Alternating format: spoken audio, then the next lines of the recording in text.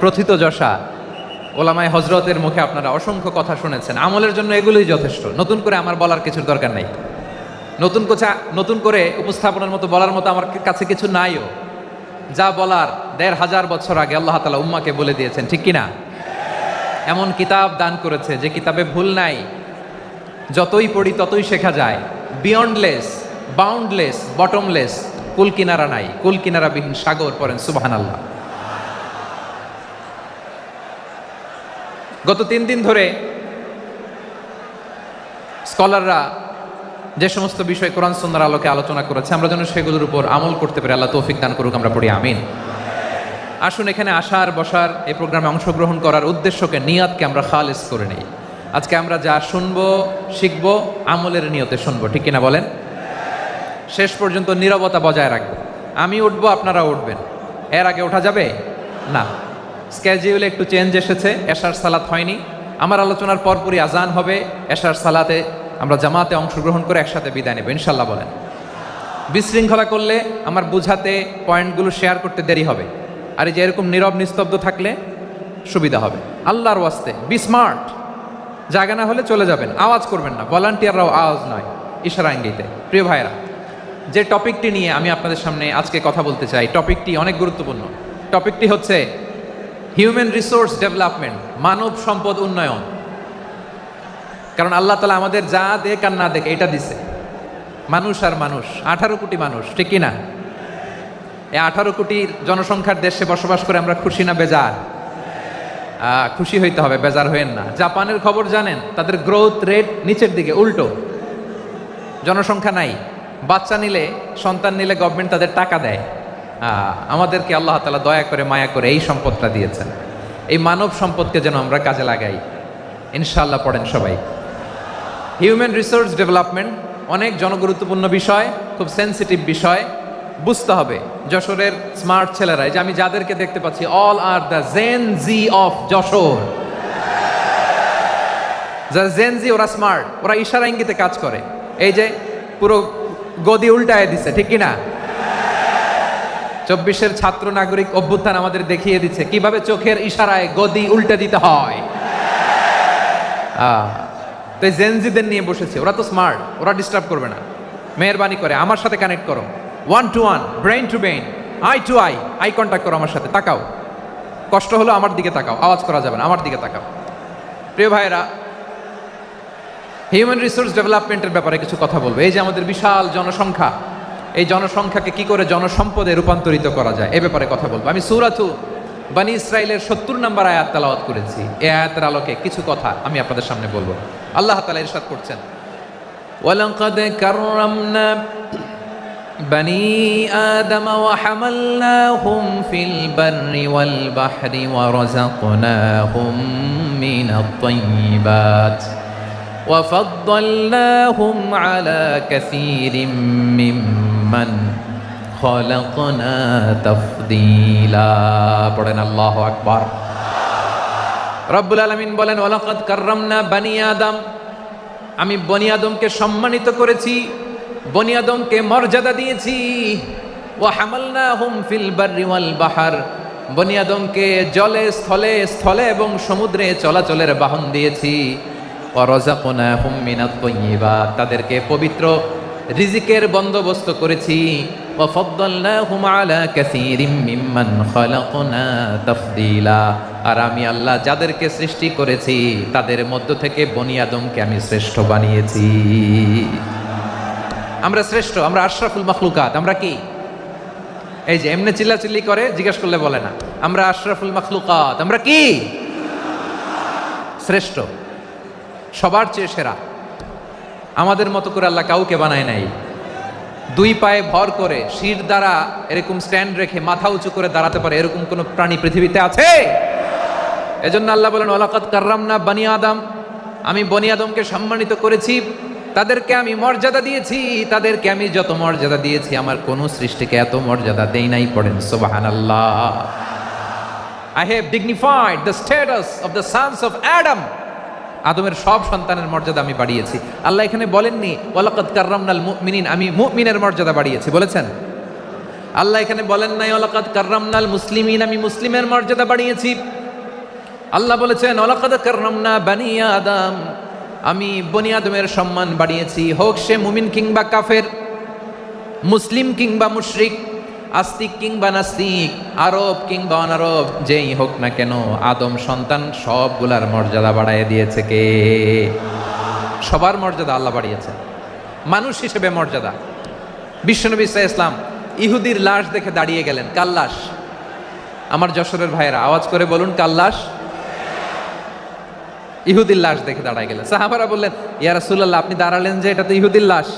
বিশ্বনবী বললেন, আওয়ালাইসাত নাফসান, এটা কি মানুষ নয়? এটা হোক ইহুদি হোক খ্রিস্টান, এটা তো মানুষ। আমি মানুষ দেখে দাঁড়িয়েছি। আই স্যালিউট দ্য হিউম্যানিটি, আমি মানবতাকে সম্মান করেছি। পড়েন সুবহানাল্লাহ। তাহলে এই জমিনে মানুষের মর্যাদা বেশি, হোক আস্তিক হোক নাস্তিক, হোক মুমিন কিংবা কাফের। আদমের সন্তান হলে, মানুষ হলেই তার মর্যাদা বাড়িয়েছে কে?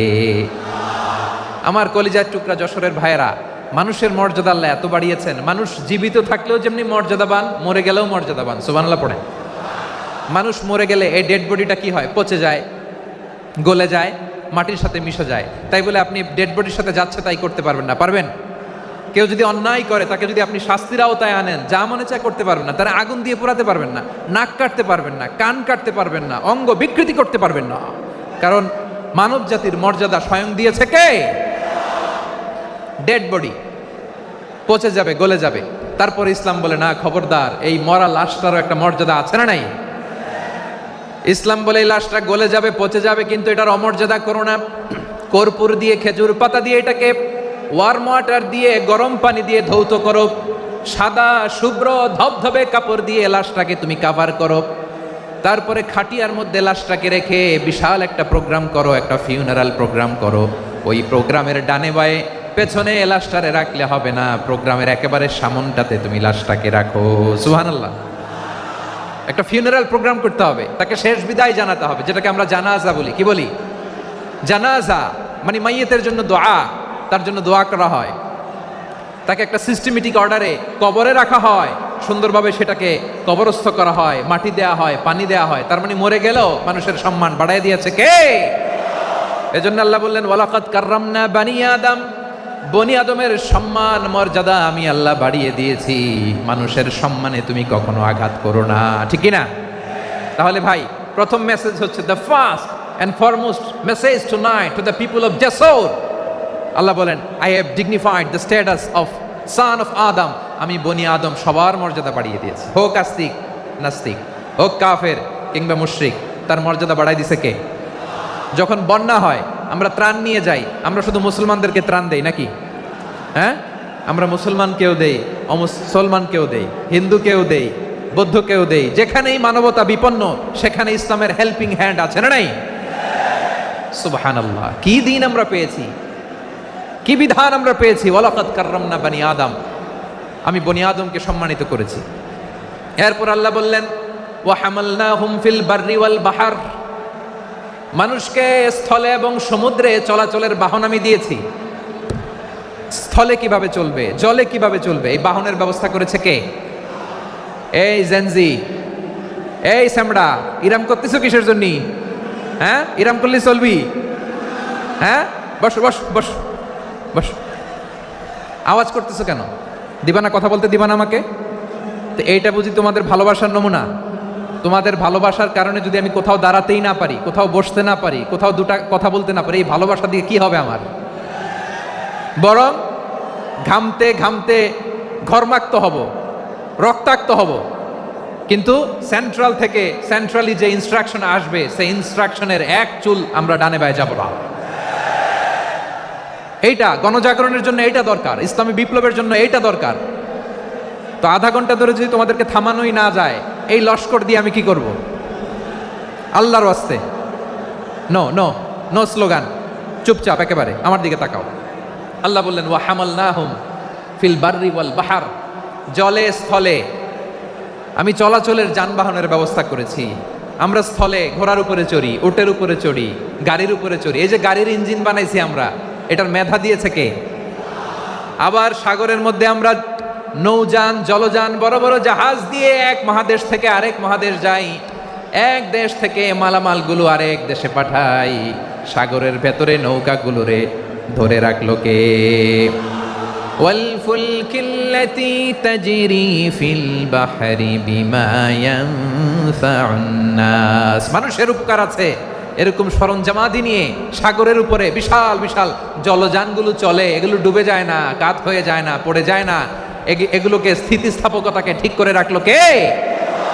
আপনারা জাহাজ দেখেছেন? জাহাজ, হ্যাঁ, বাড়ি চট্টগ্রাম হইলে দেখতে পারতেন, দেখছেন? বিশাল বিশাল জাহাজ, বিশাল জাহাজ মালামাল নিয়ে এক মহাদেশ থেকে আরেক মহাদেশে যায়। গত মাসে আমার জাপান সফর ছিল। এই যে বাংলাদেশে যে গাড়িগুলো চালান, বেশিরভাগ গাড়ি আসে কিন্তু জাপান থেকে। হাজার হাজার গাড়ি একটা জাহাজ বহন করতে পারে, হাজার হাজার গাড়ি। এটাতে সাগরের মধ্যে ভাসাইলো কে? সবাই বলুন, ভাসালো কে? হাজার হাজার গাড়ি নিয়ে জাপানিজ গাড়িগুলো আমাদের চট্টগ্রামের এয়ারপোর্টের বন্দরে ভিড়ে। যুক্তরাষ্ট্রে আমি দেখেছি বিশাল বিশাল জাহাজ। আপনারা টাইটানিক জাহাজের নাম শুনেছেন? টাইটানিকেরও 8 গুণ 10 গুণ বড়। সুবহানাল্লাহ কইবেন না? টাইটানিক জাহাজের 8 গুণ 10 গুণ বড় একটা জাহাজ আছে, আইকন অফ দ্য সি, আমি দেখে এসেছি। রয়্যাল ক্যারিবিয়ান দেখে এসেছি। সাগরের সামনে জেটিতে যখন দাঁড়ালাম, জাহাজটা যখন যায়, আমার মনে হচ্ছে একটা শহর, গোটা শহর, the entire city is floating on the water. পুরো একটা শহর মনে হয় পানির উপর দিয়ে ভেসে যাচ্ছে। পড়েন সুবহানাল্লাহ। এই যে আইকন অফ দ্য সি, এই ক্রুজ, এই জাহাজটা, এটার ভিতরে স্টেডিয়াম আছে। কিসের ভিতরে স্টেডিয়াম? কথা বুঝে নাই বোধহয়। স্টেডিয়াম কিসের ভিতর? সুইমিং পুল আছে, শপিং মল আছে, রেস্টুরেন্ট আছে, ক্লাব আছে, 3000 4000 রুম বিশিষ্ট, কক্ষ বিশিষ্ট হোটেল আছে।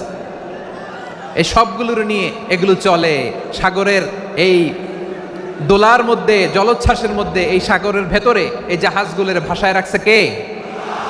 সূরাতুর আর রহমানে আল্লাহ তাআলা বললেন, ওয়ালাহুল জাওয়ারিল মুনশাআতু ফিল বাহরি কাল আ'লাম ফাবিআইয়ি আলা, সবাই পড়েন, ফাবিআইয়ি আলাই রাব্বিকুমা তুকাযযিবান। পাহাড় সম বড় বড় জাহাজগুলো মাল বোঝাই করে সাগরের মধ্যে ভেসে বেড়ায়। এগুলো দিয়ে মালামাল বহন করা যায়, মানুষরা এক দেশ থেকে আরেক দেশে যায়। এই জাহাজগুলোর সাগরের ভেতরে ভাসায় রাখলো কে? এই আয়াতের ভেতরে আল্লাহ তাআলা সূরাত বানী ইসরাঈলের এই চমৎকার আয়াতের ভেতরে আল্লাহ তাআলা বেসিকলি মানব জাতির প্রতি তার 4টি স্পেশাল অনুগ্রহের কথা বলেছেন। কয়টি? 2টা বলে ফেলছি। 1 নাম্বার, ওয়ালাকাদ কাররামনা বানি আদম, আমি বনি আদমের সম্মান বাড়াইছি। নাকি মুসলমানদের? নাকি মুসল্লিদের? কার সম্মান বাড়িয়েছি? বনি আদমের। তাহলে human dignity, the first part of the verse talks about the human dignity. 2 number অংশে আল্লাহ তাআলা বললেন, ওয়া হামালনাহুম ফিল বাররি ওয়াল বাহর, স্থলে এবং সমুদ্রে আমি তাদের জন্য চলাচলের বাহন দিয়েছি। সুবহানাল্লাহ।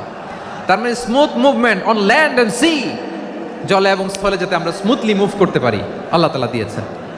3 নম্বরে আল্লাহ তাআলা বললেন, ওয়া রাযাকনাহুম মিনাত তাইয়্যিবাত, মানুষের জন্য আমি পবিত্র রিজিকের ব্যবস্থা করেছি। জলে এবং স্থলে যত প্রাণী আছে সবগুলা প্রাণীকে রিজিক দেয় কে? আমাদেরকে রিজিক দেয় কে? সাগরের মাছগুলোকে, বড় বড় তিমি মাছগুলোরে রিজিক দেয় কে?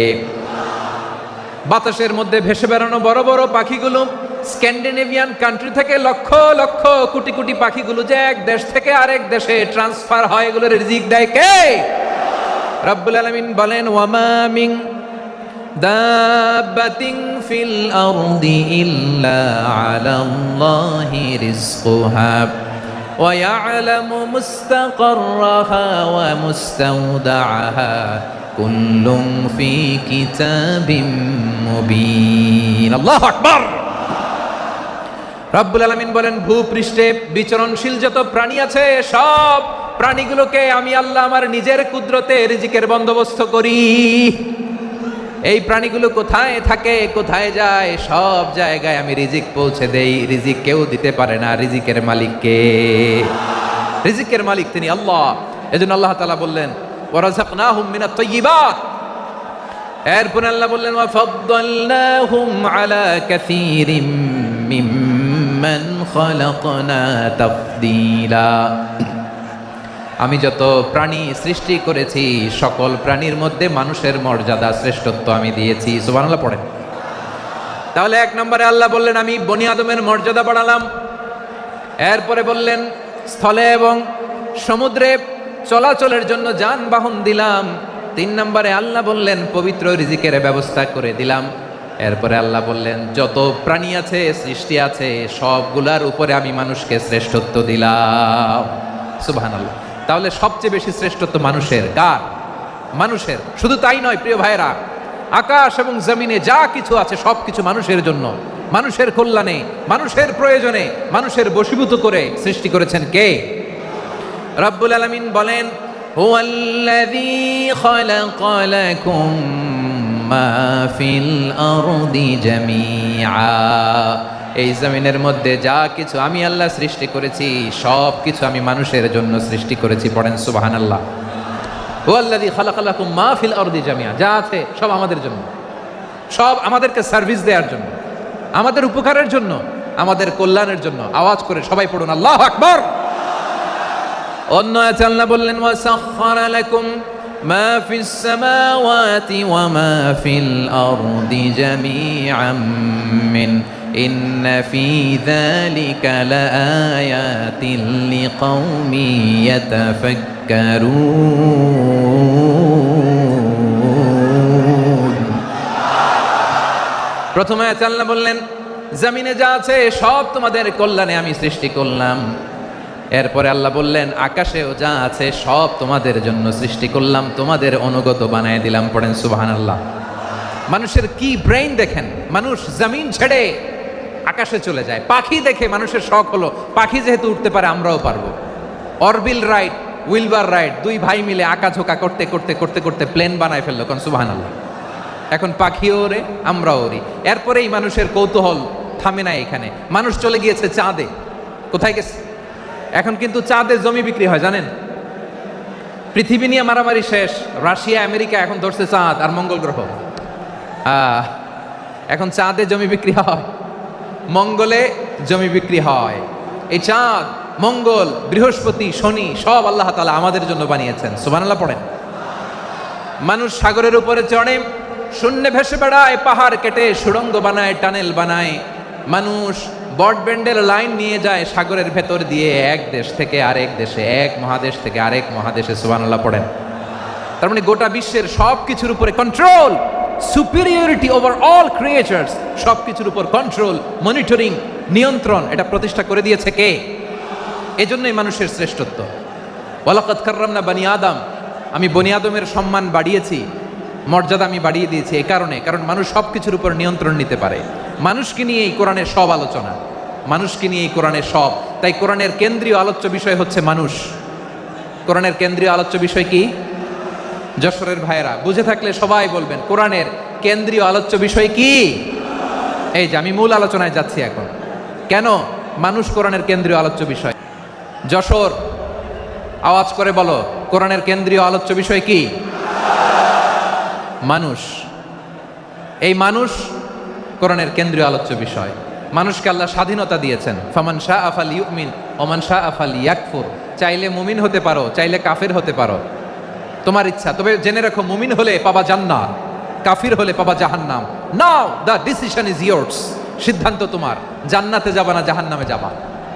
যশোরের ভাইয়ের আওয়াজ করে বলুন, কই যেতে চান, জান্নাতে না জাহান্নামে? ডান দিকে না বাম দিকে? ডানপন্থী না বামপন্থী? চিল্লা চিল্লি না চুপচাপ? চুপচাপ করে আবার চিল্লাচিল্লি শুরু করেছে। মাশাআল্লাহ, গুরুত্বপূর্ণ কথা বাকি আছে, আমাকে সহযোগিতা করতে হবে। মাশাআল্লাহ, এই তো ঠান্ডা হয়েছে। হ্যাঁ ঠিক আছে, ঠিক আছে, ঠিক আছে। মানুষকে আল্লাহ এত স্বাধীনতা দিয়েছেন, মানুষ চাইলে অনেক ভালো হইতে পারে। ভালোর রাস্তাও খোলা, খারাপ হওয়ার রাস্তাও খোলা। ভালো হইলে মানুষ অনেক ভালো, খারাপ হইলে অনেক খারাপ। ভালো হইলে সবচেয়ে ভালো, খারাপ হইলে সবচেয়ে খারাপ।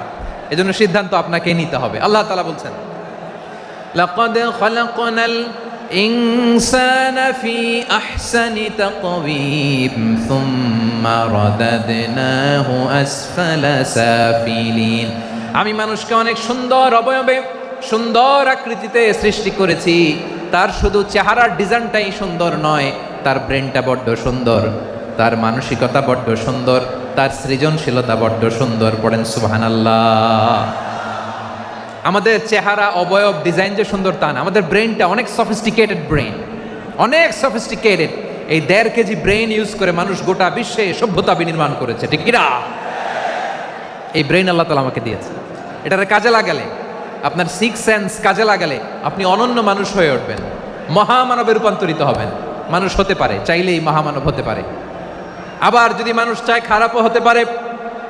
আল্লাহ বললেন শুধু ভালোই না, ভালো হতে চাইলে অনেক ভালো তুমি হতে পারো, আবার খারাপ হতে চাইলে অনেক খারাপ তুমি হতে পারো। সুম্মা রাদাদনাহু আসফালা সাফিলিন।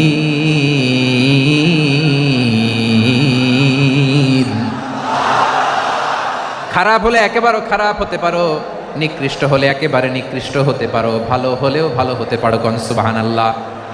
এবার আওয়াজ করে বলুন, ভালো হতে চাই না খারাপ, শ্রেষ্ঠ না নিকৃষ্ট? মানুষ ভালো হলে মানুষ ফেরেশতার চেয়েও ভালো, মানুষ খারাপ হলে সে পশুর চেয়েও খারাপ। কথা ঠিক কিনা বলেন? ভালো হলে ফেরেশতার চেয়েও ভালো, খারাপ হলে পশুর চেয়েও নিকৃষ্ট। তার মানে শ্রেষ্ঠত্বে মানুষ, শ্রেষ্ঠত্বে ফেরেশতাকে হার মানায়, আর অধপতনে শ্রেষ্ঠত্বে ফেরেশতাকে ছাড়িয়ে যায়, আর অধপতনে পশুকেও হার মানায়।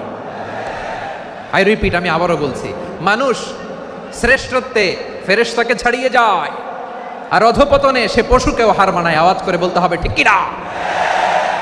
এটার প্রমাণ কি? মানুষ শ্রেষ্ঠ হইলে যে ফেরেশতার চেয়েও সেরা, তার প্রমাণ কি? আল্লাহ তাআলা বলছেন, ওয়া ইয কুলনা লিল মালাইকাতি ইসজুদু লিআদামা ফাসাজাদু ইল্লা ইবলিস আবা ওয়াস্তাকবারা ওয়া কানা মিনাল কাফিরিন। আল্লাহ বলেন, স্মরণ করো সে সময়ের কথা যখন আমি ফেরেশতাদেরকে বললাম, ও ফেরেশতারা আদমকে সেজদা দাও। সব ফেরেশতারা সম্মান সূচক সেজদা আদমকে দিল, তারা আদমের জন্য সেজদায় লুটিয়ে পড়লো, একজন ছাড়া, তার নাম ইবলিস। আওয়াজ করে বলেন তার নাম কি? সে অহংকার প্রদর্শন করলো, সে কাফের হয়ে গেল, বাকি সব ফেরেশতারা সেজদা দিল। সুবহানাল্লাহ। আবার আদম আলাইহিস সালামকে আল্লাহ জিজ্ঞেস করলেন, সব বলে দিল উত্তর, কিন্তু ফেরেশতাদেরকে একই প্রশ্ন জিজ্ঞেস করলেন, তারা উত্তর করতে পারে নাই। তার মানে এর মধ্য দিয়ে প্রমাণিত হয়, মানুষ ভালো হলে ফেরেশতার চেয়েও ভালো, ফেরেশতার চেয়েও মানুষের মর্যাদা বাড়িয়ে দিয়েছে কে? সব নূরের ফেরেশতা যখন মাটির আদমকে সেজদা দেয়, এটা প্রমাণ করে ফেরেশতার চেয়েও মানুষের মর্যাদা বাড়িয়ে দিয়েছে কে? তুমি মাটির আদমকে প্রথম সৃষ্টি করিয়া ঘোষণা করিয়া দিলে শ্রেষ্ঠ বলিয়া, তাই তো নূরের ফেরেশতা করে আদমকে সেজদা। ঠিক কিনা বলেন?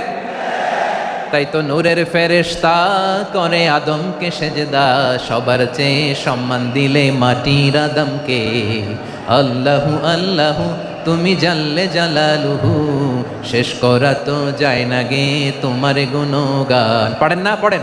আল্লাহু আল্লাহু তুমি জাল্লে জালালুহু, শেষ করা তো যায় না গে তোমার গুণগান। আল্লাহু আল্লাহু। আল্লাহু আকবার।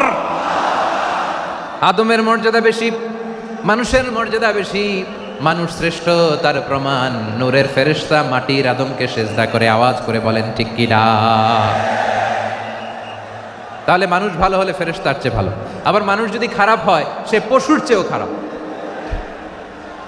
অধপতনে পশুত্বকে হার মানায়। তার প্রমাণ, তার প্রমাণ কি? তার প্রমাণ হচ্ছে যশোরের ভাইরা দেখবেন পত্রিকায়, পত্রিকায় নিউজ পেপারে মাঝে মাঝে এরকম দেখা যায়, এক মানুষ আরেক মানুষকে হত্যা করে 20 টুকরা করে বস্তার ভিতরে ভরেছে। আপনারা এই নিউজ পড়েন নাই না? দেখেন নাই? দেখছেন? মানুষ মানুষকে হত্যা করে কয় টুকরা? জোরে বলেন। এখানেই ক্ষান্ত হয় না, আবার কোথায় ভরছে? বস্তার ভেতরে। আচ্ছা, বুঝে থাকলে আওয়াজ করে বলেন, কোনোদিন শুনছেন একটা হাতি আর একটা হাতিকে হত্যা করে 20 টুকরা করছে, এরপরে বস্তার ভিতরে ভরছে? হয়েছে? তাহলে দেখেন, মানুষ যদি খারাপ হয় সে পশুকেও হার মানায়। চিল্লায় বলো ঠিক কিনা? এমনও দুশ্চরিত্র মানুষ আছে যার বদ নজর থেকে, যার নজর থেকে 6 মাসের ছোট্ট মেয়ে থেকে শুরু করে 80 বছরের বৃদ্ধারাও নিরাপদ নয়। পশুকেও হার মানে। মানুষ মানুষের ঘর জ্বালিয়ে পুড়ে মেসাকার করে দেয়, জনপদের পর জনপদ জ্বালায় দেয়, এরকম আছে না নাই? বোমা মেরে শহরগুলো উড়িয়ে দেয়। এই যে ইসরায়েল গাজার মধ্যে যে অ্যাটাক করেছে, এরা মসজিদ মানে নাই, মসজিদে বম ফেলেছে। এরা খ্রিস্টানদের চার্চ গির্জা মানে নাই, গির্জায় বম ফেলেছে। পৃথিবীর ইতিহাসে never happened in the history of the world that someone bomb on a hospital, on a ICU centre. এমন হাসপাতাল যেখানে আইসিইউর রোগীরা আছে, ওই হাসপাতালের উপরও ইসরায়েলি সৈনিকেরা বোমা মেরেছে। জোরে বলেন ঠিক কিনা? এরা মানুষ? আওয়াজ করে বলেন, এরা মানুষ না। প্রিয় ভাইয়েরা, চোখ কান নাক মুখ থাকলেই মানুষ না। যা সামনে দেখেন এগুলো সব মানুষ না, এগুলো জনসংখ্যা। এগুলো কি? সবাই বলুন, এগুলো কি? বাড়ছে জনসংখ্যা, কমছে মানুষ। বাড়ছে জনসংখ্যা, কমছে। এই দুনিয়া এখন তো আর সেই দুনিয়া নাই, মানুষ নামের মানুষ আছে দুনিয়া বোঝাই, সেই মানুষের ভিড়ে আমার আসল মানুষ নাই। ঠিক কিনা? আসল মানুষের বড্ড অভাব, আসল মানুষের বড্ড অভাব। আমার ভাইয়েরা, মানুষ খারাপ হলে পশুকেও হার মানায়। মানুষে মানুষের পার্থক্য আছে। নাক কান চোখ মুখ থাকলেই মানুষ নয়। বাড়ছে জনসংখ্যা, কমছে মানুষ। চিল্লায় বলো ঠিক কিনা? তাহলে আমরা বুঝলাম মানুষ ভালো হলে অনেক ভালো, খারাপ হলে অনেক খারাপ। ও আমার কলিজার টুকরা যশোরের ভাইয়েরা, আসুন না 3 দিন ব্যাপী এই তাফসিরুল কোরআনের ঐতিহাসিক প্রোগ্রাম থেকে আমরা সিদ্ধান্ত নেই, আমরা ভালো মানুষ হব নাকি খারাপ মানুষ হব। কলিজা থেকে, প্রাণ থেকে আওয়াজ করে সবাই বলুন, ভালো মানুষ নাকি খারাপ মানুষ? ভালো মানুষ হইতে হবে। ভালো মানুষ যারা জগৎটাকে এনলাইটেন করবে, যারা এনলাইটেন করবে, যারা সত্যের বীর সেনানী হয়ে দাঁড়াবে, যারা সত্যের পক্ষে কথা বলবে, যারা জালিমের মসনদকে ভেঙে খান খান করে দেবে। এরকম হওয়ার দরকার আছে না নাই? এরকম ভালো মানুষ আমরা হতে চাই কি চাই না? মানুষকে যত্ন নিলে মানুষ যে কত ভালো হয় আপনি কল্পনাও করতে পারবেন না। এই যে আপনাদের যশোরে যে ভালো ছেলেগুলো আছে, যে ভালো তরুণগুলো আছে, যে যুবকগুলো আছে, যে ভালো আলেমরা আছে, ভালো নেতারা আছে, সবাই যদি তাদের মতো হতো, পুরো যশোরটা একটা জান্নাতের টুকরা হয়ে যেত। আওয়াজ করে বলেন ঠিক কিনা? মানুষকে নার্চারিং করলে, মানুষকে পলিশ করলে, মানুষকে গ্রুমিং করলে, মানুষকে সঠিক তারবিয়া দিলে মানুষ অনন্য হয়ে ওঠে। প্রতিটি মানুষ অনন্য। আমি অনন্য, আপনি অনন্য, আমরা সবাই অনন্য। সুবহানাল্লাহ বলেন। মানুষকে আল্লাহ তাআলা দিয়েছেন অসীম ক্ষমতা, অসীম ক্ষমতা। সুবহানাল্লাহ। একটা মানুষ পারে না এমন কিছু নাই, একটা মানুষ পারে না এমন কিছু নাই। বিশ্বাস করতে হবে, মানুষ যা কল্পনা করতে পারে ওইটা মানুষ করে দেখাতে পারে। যশোরের ভাইয়ের, আই রিপিট, আমি আবারও বলছি, এই চিল্লাচিল্লি করলে আমার এই গুরুত্বপূর্ণ কথা তোমরা মিস করবা, মিস করবা। কপাল পড়া হয়েও না, আওয়াজ করে কপাল পড়া হবে না। আমার দিকে তাকাও। মানুষ, মানুষ যা কল্পনা করতে পারে সেটা মানুষ করে দেখাতে পারে। তুমি তোমার কল্পনার রাজ্যকে সাজাও, তোমাকে হারাতে পারে এমন কোন শক্তি আল্লাহর জমিনে নাই। তোমার কি শক্তি, কি সম্ভাবনা তুমি জানোই না মিয়া। তুমি এদিকে তাকাও কেন? তোমার রাস্তা তো ওই দূরে। তুমি কোথায় যাবে, আল্লাহ তোমার টেনে কোথায় নিয়ে যাবে তুমি কিছুই জানো না। Plan big, dream big. কল্পনার শক্তিকে বড় করো। মানুষ যা কল্পনা করতে পারে মানুষ তা করে দেখাতে পারে। মানুষের কাছে অসাধ্য কিছু নাই, মৃত্যু ছাড়া, এক্সেপ্ট ডেথ। মৃত্যু ছাড়া মানুষ সবকিছুকে জয় করতে পারে। মৃত্যু ছাড়া যে কোনো অসাধ্যকে সাধন করার ক্ষমতা মানুষকে দিয়ে দিয়েছে কে? হারার জন্য তোমার জন্মই হয় নাই, তোমার জন্ম হয়েছে জিতার জন্য, বিজয়ের জন্য তোমার জন্ম। মানুষের শুরুটাই হয় বিজয় দিয়ে। যশোর, আওয়াজ করে বলো, মানুষের শুরু হয় কি দিয়ে? আমরা যখন আমার পিতার পৃষ্ঠদেশে ছিলাম, পিতার পৃষ্ঠদেশ থেকে শুক্রাণু যখন মায়ের গর্ভদেশে যেয়ে পড়ে, কতটা শুক্রাণু ভ্রমণ শুরু করে জানো? 20 কোটি শুক্রাণু। একবার সিমেন আউট হলে সেখানে 20 কোটি শুক্রাণু থাকে, ভ্রমণ শুরু করে। ওই 20 কোটি শুক্রাণুর মধ্য থেকে তুমি আমি আজকে এক বিকশিত শুক্রাণু মানব রূপে পৃথিবীতে এসেছি। সুবহানাল্লাহ। ওই 20 কোটি শুক্রাণুর প্রতিযোগিতায় সবাই রে পেছনে ফেলে সেদিন আমি সফল হয়েছিলাম, সেদিন আমি বিজয়ী হয়েছিলাম। সেদিন আমি এত ছোট ছিলাম, মাইক্রোস্কোপ দিয়েও আমার অস্তিত্ব টের পাওয়া যায় না। আমি এত তুচ্ছ ছিলাম, নগণ্য ছিলাম, আমার কান ছিল না, আমার চোখ ছিল না, আমার হাত ছিল না, আমার জন্য রিকমেন্ডেশন করার মতো মামু ছিল না, খালা ছিল না, কেউ ছিল না। তারপরেও ওই প্রতিযোগিতায়, ওই কম্পিটিশনে যখন আমার কেউ হারাতে পারে নাই, আল্লাহর জমিনেও আমার কেউ হারাতে পারে না। হারার জন্য তোমার জন্মই হয় নাই, তুমি আসছোই জিতার জন্য। সুবহানাল্লাহ। বিশ্বনবী বলেন, আন্নাসু মাআদিন কামাআদিনিজ যাহাবি ওয়াল ফিদ্দা খিয়ারুহুম ফিল জাহিলিয়াতি খিয়ারুহুম ফিল ইসলাম। Peoples are like mines of gold and silver. সোনার খনি, রূপার খনি, এর চেয়েও বড় খনি হচ্ছে এই মানব সম্পদের খনি। আওয়াজ করে বলেন আল্লাহু আকবার। আল্লাহ তাআলা এই সম্পদ আমাদেরকে দিয়েছে। বিশ্বনবী বলেন, মানুষ হচ্ছে খনির মতো। খিয়ারুহুম ফিল জাহিলিয়াতি খিয়ারুহুম ফিল ইসলাম। জাহিলি যুগে যারা সেরা, ইসলামেও তারা সেরা। ইদা ফাকুহু, যদি তারা বুঝবান হয় তাহলে তাদেরকে সেরা বানায় দিবে কে? তাহলে মানুষের চেয়ে সেরা কেউ হতে পারে? মানুষের চেয়ে অনন্য কেউ হতে পারে? মানুষকে কেউ হারাতে পারে?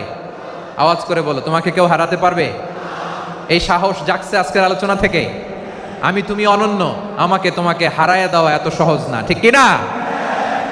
একটা কথা জীবনের সাথে সেট করে নিতে হবে, আমি জিতি নয় শিখি, আমি কখনো হারি না। জীবনের সাথে সেট করে নাও, জেনজি অফ জেসর, আমি কখনো হারি না, আমি হয় জিতি নয় শিখি। চিল্লায় বলো ঠিক কিনা? আমি কখনো হারি না, আমার হারানো এত সোজা না। কি সাহস জাগছে? বুকে সাহস জাগছে? তাকবীর পড়ো, লিল্লাহি তাকবীর। তাহলে বিশ্বনবী বললেন, নাসু মাআদিন, মানুষ হচ্ছে খনি। এই ধাক্কা ধাক্কি, আমি জানি এগুলো ভালোবাসার ধাক্কা ধাক্কি, এজন্য আমি সহ্য করে নেই। এগুলো যে ভালোবাসার ধাক্কা ধাক্কি, এটা আমরা বুঝি। পৃথিবীর কোনো আইন, সিকিউরিটি প্রোটোকল দিয়ে এটারে মানানো যাবে না, কারণ এটা তো ভালোবাসা, লাভ। লাভ কোনো আইন কানুন দিয়ে বাধা যায় না, মানানো যায় না, ঠিক কিনা বলো?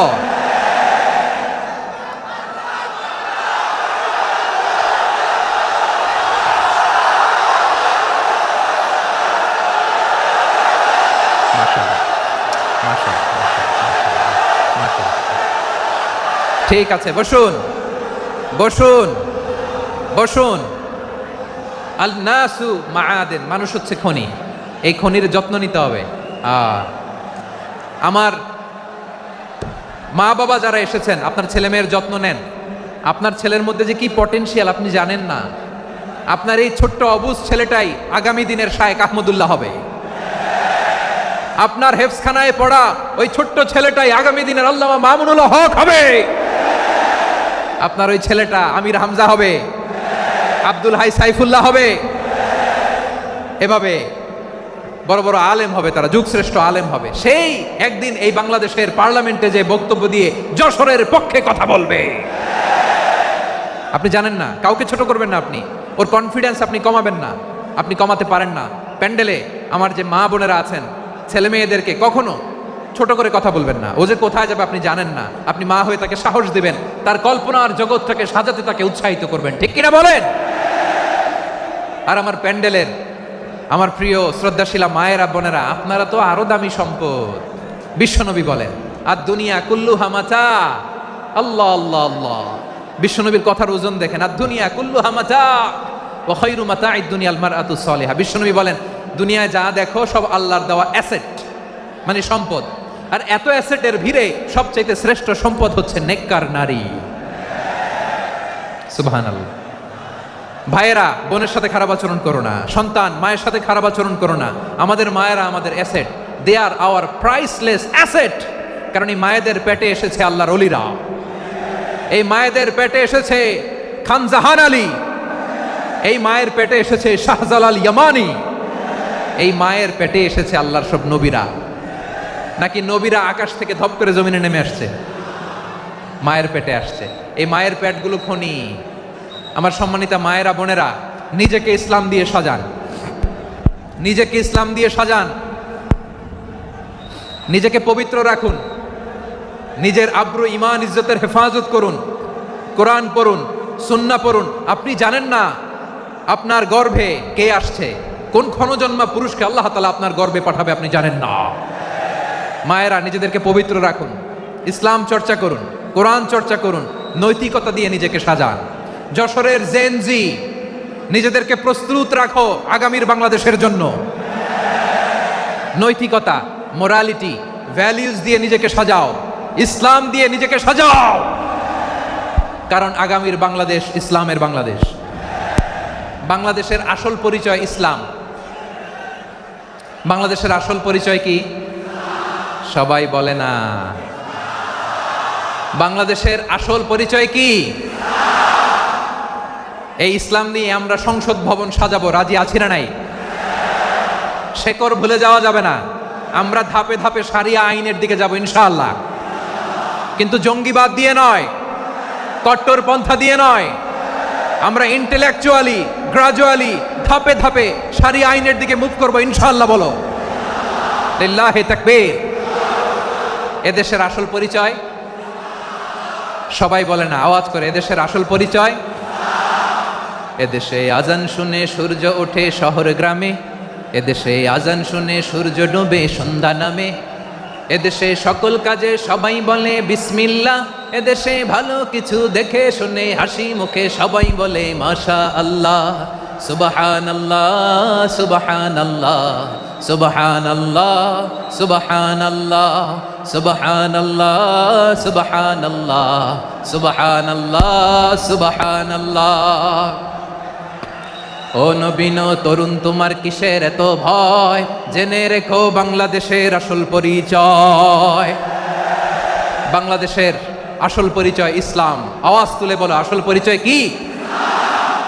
এদেশে পরস্পরে দেখা হলে দেয় সালাম, এদেশে আমজনতার হৃদয় জুড়ে পাক্কা আলাম, ঠিক কি না? এদেশে বিপদ এলে সর্বজনে সর্বক্ষণে দোয়া পড়ে ইন্না লিল্লাহ সুবহানাল্লাহ সুবহানাল্লাহ সুবহানাল্লাহ সুবহানাল্লাহ।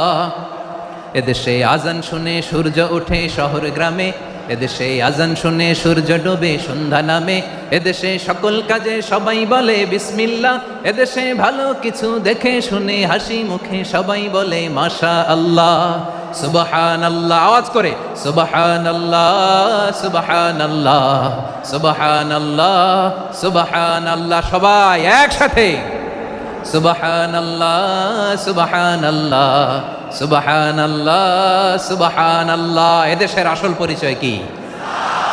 আওয়াজ করে বলতে ভয় লাগে। এদেশের আসল পরিচয় কি? ইসলাম দিয়ে আমাদের সংসদ ভবন চলুক, আমরা চাই কি চাই না? বঙ্গভবনে লা ইলাহা ইল্লাল্লাহর পতাকা উড়ুক, আমরা চাই কি চাই না? প্রতিটি জেলা অফিসে, ডিসি অফিসে লা ইলাহার পতাকা ঝুলুক, আমরা চাই কি চাই না? কারা কারা চাই হাত তুলে আল্লাহরে দেখায়।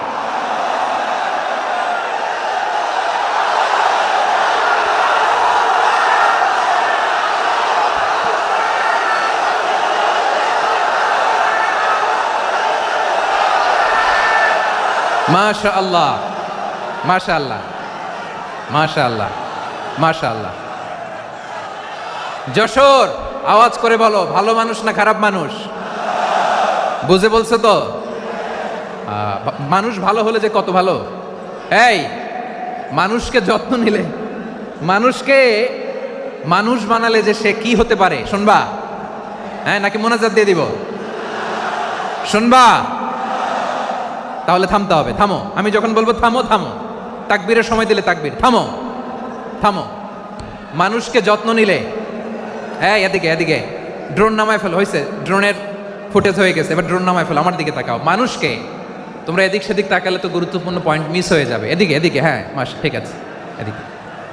মানুষকে যত্ন নিলে মানুষের মধ্যে যারা কি পটেনশিয়াল রেখেছে, আমি জাপানের দুইটা উদাহরণ দেই। জাপানের, এই এই এভাবে এভাবে হবে, হয় বসো নয় পেছনে, কথা নাই, কথা তো বলাই যাবে না, হারাম কথা বলা, একেবারে চুপ। আজকের জন্য হারাম করে দিছে আমি, এই কিছু সময়ের জন্য একেবারে নিষিদ্ধ। জাপানের দুইটা উদাহরণ দেই, খেয়াল করে একটু শোনেন, বুঝবেন। আল্লাহ, 2022 সালে জাপানের সাথে জার্মানির খেলা, ফিফা ওয়ার্ল্ড কাপ 2022, এক পক্ষে জাপান, আরেক পক্ষে কোন দেশ? কথা শোনে নাই। এক পক্ষে কোন দেশ, আরেক পক্ষে সবাই, এক পক্ষে আরেক পক্ষে। ওই খেলায় জিতেছিল জাপান, জিতেছিল 22 সালের এই ফিফা ওয়ার্ল্ড কাপে জাপান ফুটবল খেলায় জিতে as a part of their celebration তারা খেলার পরে পুরো স্টেডিয়ামটারে ক্লিন করে, the fan base of Japan, lakh lakh মানুষ খেলা দেখতে যায়, তো এত ডাস্টবিনও তো নাই, তো যারা ডাস্টবিনে জায়গা পায় নাই তারা এই যে চকলেটের প্যাকেট, পানির বোতল, চিপসের প্যাকেট তারা এদিকে সেদিকে রেখে দিয়েছে। জাপানের ভক্তরা, জাপানের ফলোয়াররা as a part of their celebration তারা খেলার পরে পুরো স্টেডিয়ামের সব ময়লা আবর্জনা ক্লিন করে তারপরে বিদায় নিয়েছে। তাদেরকে কি ক্লিন করার দায়িত্ব দেওয়া হয়েছিল? এই যশোর, জাপানের যে ছেলেরা খেলা দেখতে গেছিল ওদেরকে কি ক্লিন করার দায়িত্ব দিছিল? তারা কি স্টেডিয়ামের পরিচ্ছন্নতা কর্মী? তাদের আকল, তাদের সিক্স সেন্স তাদেরকে বলেছে। ছোটবেলা থেকে জাপান গভর্নমেন্ট ওদেরকে এত পরিচ্ছন্নতা শেখায়, ক্লিনলিনেস অ্যাওয়ারনেস ক্যাম্পেইন করায়। ক্লাসে আমি দেখেছি, ক্লাসে নিজের বেঞ্চ নিজে মুছে, ক্লাসের মাঝখানে একটা সময় দেয়, নিজের টেবিল নিজে মুছে, নিজের ক্লাসরুমটা নিজে পরিষ্কার করে, রাস্তাঘাটে একটা ধুলা নাই, ময়লা নাই, একটা টিস্যু নাই। খেলার পরে গোটা বিশ্বকে তাক লাগিয়ে দিয়েছে। জাপানের ফ্যানরা সবার রেখে যাওয়া গার্বেজ, টিস্যু, বোতল পরিষ্কার করে তারপরে স্টেডিয়াম থেকে বিদায় নিয়েছে। আমরা কেন এমন হইতে পারলাম না? আমরা কেন এমন হইতে পারলাম না? জাপানের যারা এগুলো করছে ওদের 3টা করে চোখ না? চোখ তো 3টা জাপানো লাগো, জাপানো লাগো, হাত তো 4টা, কান তো 6টা, হ্যাঁ? নাকি আমার মতো 2 হাত 2 কানওয়ালা মানুষ? চোখে দেখলে ওটা মানুষ না। চিন্তা করছেন? তার মানে জাপানিজদেরকে যে গ্রুমিং করে শিখানোর মাধ্যমে পরিচ্ছন্ন বানানো গেছে, ওরা যেমনি মানুষ আমরাও মানুষ, আমাদের সন্তানদেরকে শেখালে তারাও পারবে, পারবে কিনা? 2 নম্বর উদাহরণ বলি, চট্টগ্রাম ফেনীতে যারা গিয়েছেন, মেঘনা গুমতি ব্রিজ প্রকল্প নাম শুনছেন? মেঘনা একটা ব্রিজ পার হওয়া লাগে, এই মেঘনা গুমতি, এখানে 3টা ব্রিজ কাঁচপুর সহ, এই 3টা ব্রিজের নির্মাণ কাজ, রেনোভেশনের কাজ দেওয়া হয়েছিল জাপানের একটা কোম্পানিকে। কাকে? জাপানের কোম্পানি নির্মাণ শেষে 738 কোটি টাকা বেঁচে গেছিল, এটা গভর্নমেন্টের হাতে দিয়ে তারা বিদায় নিয়েছে। কত টাকা? 738 কোটি টাকা। যত প্রাক্কলিত ব্যয় নির্ধারণ করা হয়েছে সব টাকা সরকার, তৎকালীন সরকার 2019-এর সরকার, কারা ছিল তো জানেন?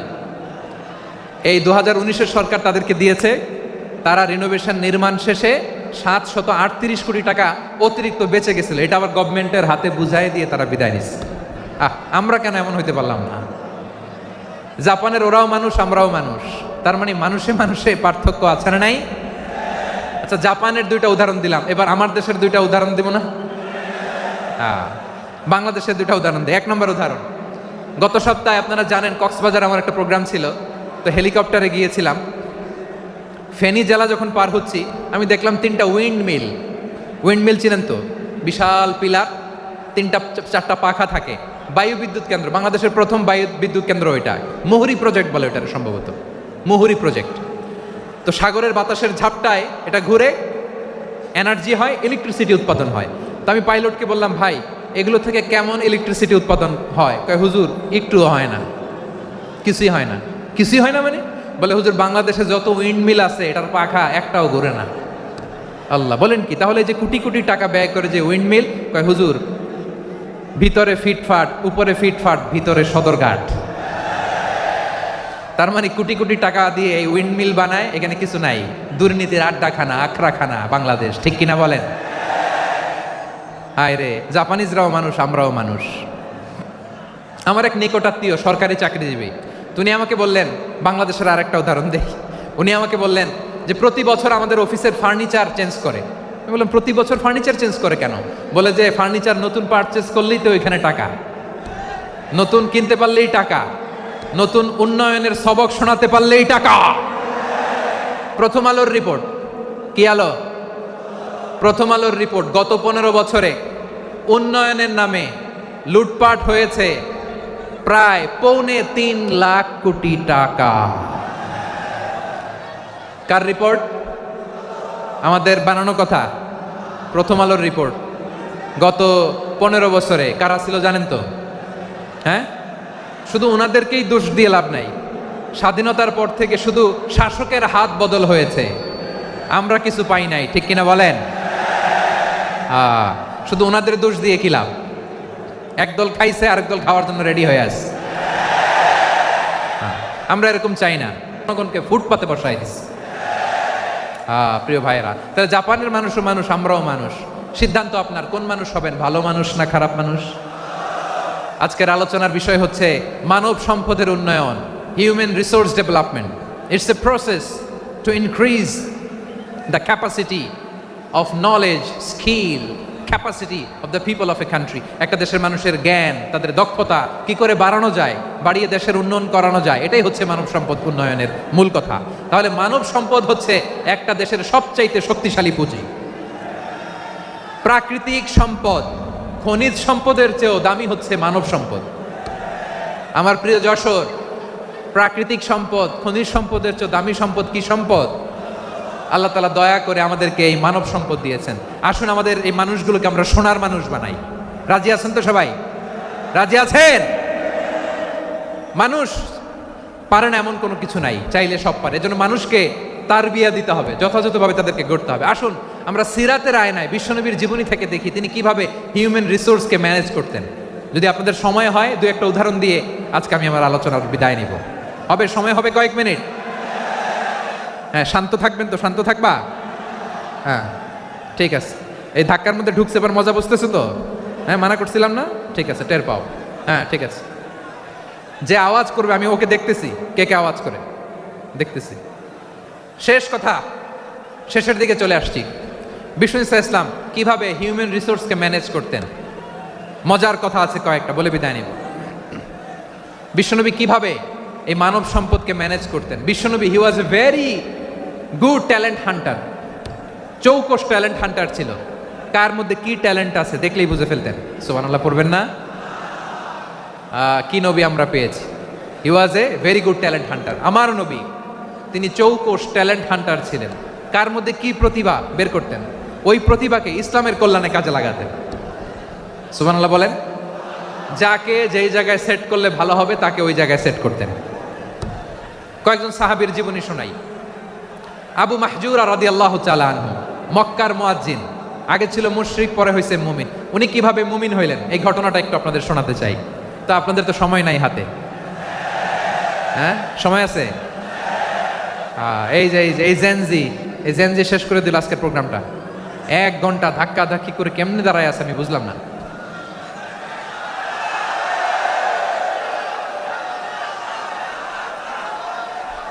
না না, তাকবির না, চুপ করতে হবে।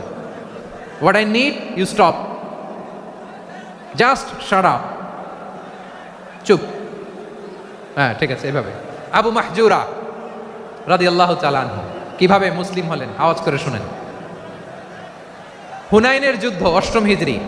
বিষ্ণু ইসলাম হুনাইনের যুদ্ধ শেষে ফিরতেছেন, পথিমধ্যে বেলাল রাদিয়াল্লাহু তাআলা আনহু। এই যে আবার কথা, আই রে আল্লাহ রে, এখানে ধাক্কা ধাক্কি কেন? চলে যাও, পেছনে যাও, পেছনে যাও। কি আজীব তামাশা! যেখানে যায় এখানে ধাক্কা ধাক্কি, মারামারি, গায়ের উপরে, কাঁধের উপরে, শাউটিং। অনেক গুরুত্বপূর্ণ কথা পয়েন্ট করে নিয়ে আসে যে বলবো, এই শাউট করার কারণে প্রোগ্রামটাই নষ্ট করে দেয়। আসছে আমার ভালোবাসা দেখাইতে, প্রোগ্রামটাই শেষ করে দিয়ে চলে যায়। স্টপ,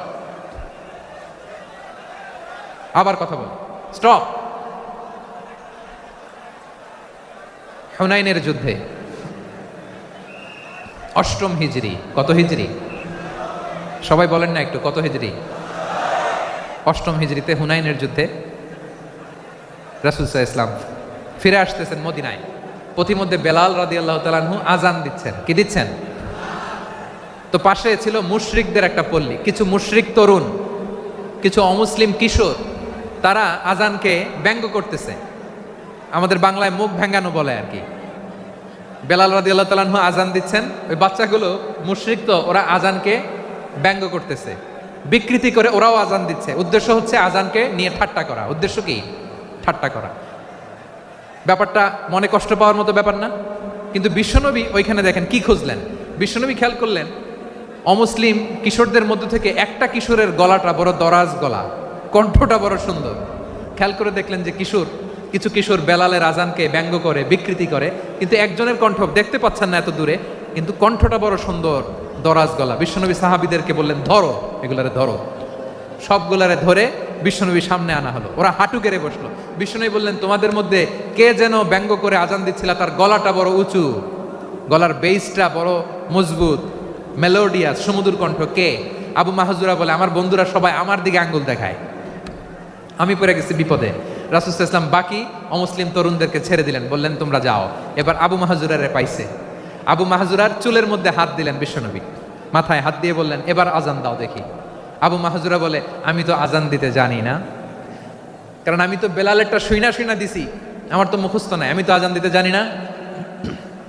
বিশ্বনবী বললেন, জানো না? তাহলে আসো, আমি তোমারে শিখাই দেই। সুবহানাল্লাহ পড়েন।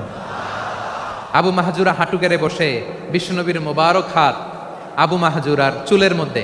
বিশ্বনবী আজানের মুআল্লিম, আবু মাহজুরাকে বলতেছে, ঠিক আছে তোমারে শিখাই দিচ্ছি, আমি যা যা বলবো আমার সাথে সাথে বলো, পারবা? আবু মাহজুরা বলে, পারবো। বিশ্বনবী আজান দিচ্ছেন, মাথায় হাত দিয়ে, আল্লাহু আকবার,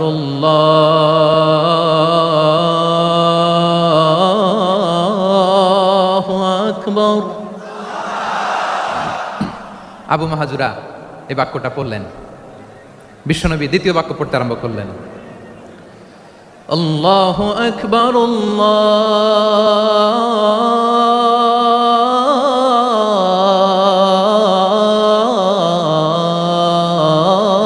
আল্লাহু আকবার। আবু মাহজুরা এই বাক্যটা বললেন। বিশ্বনবী আবু মাহজুরার মাথার মধ্যে হাত দিয়ে তৃতীয় বাক্য পড়লেন, আশহাদু আল্লা ইলাহা ইল্লাল্লাহ।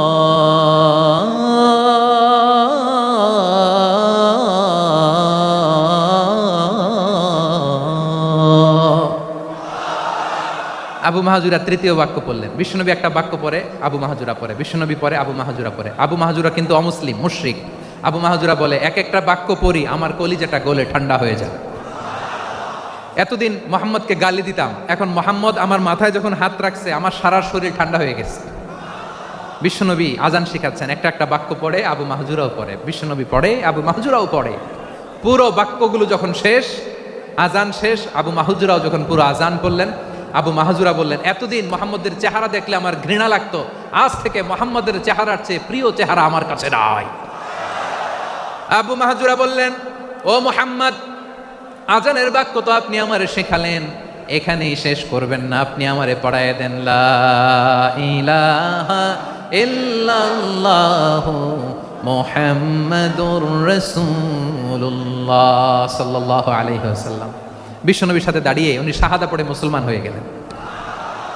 এবার আবু মাহজুরা বলে, ইয়া রাসূলুল্লাহ, ইয়া হাবিবাল্লাহ, আমি মুমিন হয়েছি, মুসলমান হয়েছি, আপনার কাছ থেকে আজান শিখার সৌভাগ্য আমি লাভ করেছি গো নবী। আমার কণ্ঠের বড় তারিফ করেছেন আপনি, আমার আজানকে আপনি পছন্দ করেছেন। একটা জিনিস আপনার কাছে চাই, আপনি আমাকে মক্কার মসজিদুল হারামের মুয়াজ্জিন হিসেবে অ্যাপয়েন্ট করে দে। বিষ্ণু ইসা ইসলাম বললেন, যাও আবু মাহজুরা, আমি তোমাকে পৃথিবীর শ্রেষ্ঠতম মসজিদ মক্কার মসজিদুল হারামের মুয়াজ্জিন হিসেবে অ্যাপয়েন্ট করে দিলাম। দেখছেন কিভাবে ট্যালেন্ট হান্টিং করতে হয়, কিভাবে হিউম্যান রিসোর্স, মানব সম্পদকে ব্যবহার করতে হয়। আসছিল আজানকে ভেঙাইতে, আসছিল কেন? আজানকে ব্যঙ্গ করার জন্য, বিকৃত করার জন্য। আজানকে বিকৃত করতে যে ইসলামের সবচেয়ে শ্রেষ্ঠ মসজিদের মুয়াজ্জিন হয়ে গেল। পড়েন সুবহানাল্লাহ। হযরত আবু মাহজুরা রাদিয়াল্লাহু তাআলা আনহু ওনার এই সুললিত কণ্ঠ ব্যবহার করে মসজিদুল হারামে এত সুন্দর করে আল্লাহু আকবার বলে আজান দিতেন, মানুষগুলোর, মুসল্লিগুলোর, মক্কাবাসীর হৃদয়কে তিনি বিগলিত করে দিতেন, মানুষের হৃদয়কে ঠান্ডা হয়ে যেত। শুধু এখানেই শেষ না আমার যশোরের ভাইয়েরা। বিশ্বনবী যখন সাইয়েদনা আবু মাহজুরা রাদিয়াল্লাহু তাআলা আনহুকে আজান শেখাচ্ছিলেন, বলেন তো বিশ্বনবীর হাতটা কোথায় ছিল? আবু মাহজুরার মাথার সামনে, এই চুলের উপরে ছিল। আবু মাহজুরা ওই স্মৃতিটাকে ধারণ করবার জন্য, ওই স্মৃতিকে বহন করার জন্য বিশ্বনবীর মোবারক হাত আবু মাহজুরার কপালের চুলের যেই জায়গায় লেগেছে, মৃত্যুর আগের দিন পর্যন্ত আবু মাহজুরা মাথার ওই চুলে কোনোদিন ছুরি আর কামার লাগায় নাই, সেখানে কেচি লাগায় নাই, চুলের মধ্যে খুর লাগায় নাই, আবু মাহজুরা ডান দিকের চুল কাটতো, বাম দিকের চুল কাটতো, পেছনের চুল কাটতো, সামনের চুল কাটতো না। আবু মাহজুরা রাদিয়াল্লাহু তাআলা আনহুর সামনের চুলগুলো বড় হতে হতে যখন এত বড় হয়ে যায়, তিনি চুলগুলো পেঁচিয়ে মাথার মধ্যে রাখতেন। তারপরে তিনি পাগড়ি পরতেন। সবাই জিজ্ঞেস করতো, আবু মাহজুরা এটা আবার কেমন স্টাইল? দেখতে তোমার কি বিদঘুটে লাগে? কেমন অড লাগে? কেমন খারাপ দেখা যায়? মক্কায় এমন কোনো মানুষ তো দেখি নাই, ডানে চুল কাটে, বায়ে চুল কাটে, পেছনে চুল কাটে, সামনে কাটে না। ওরে আবু মাহজুরা, কেমন দেখা যায় তোমারে? তুমি সামনের চুল কাটো না কেন?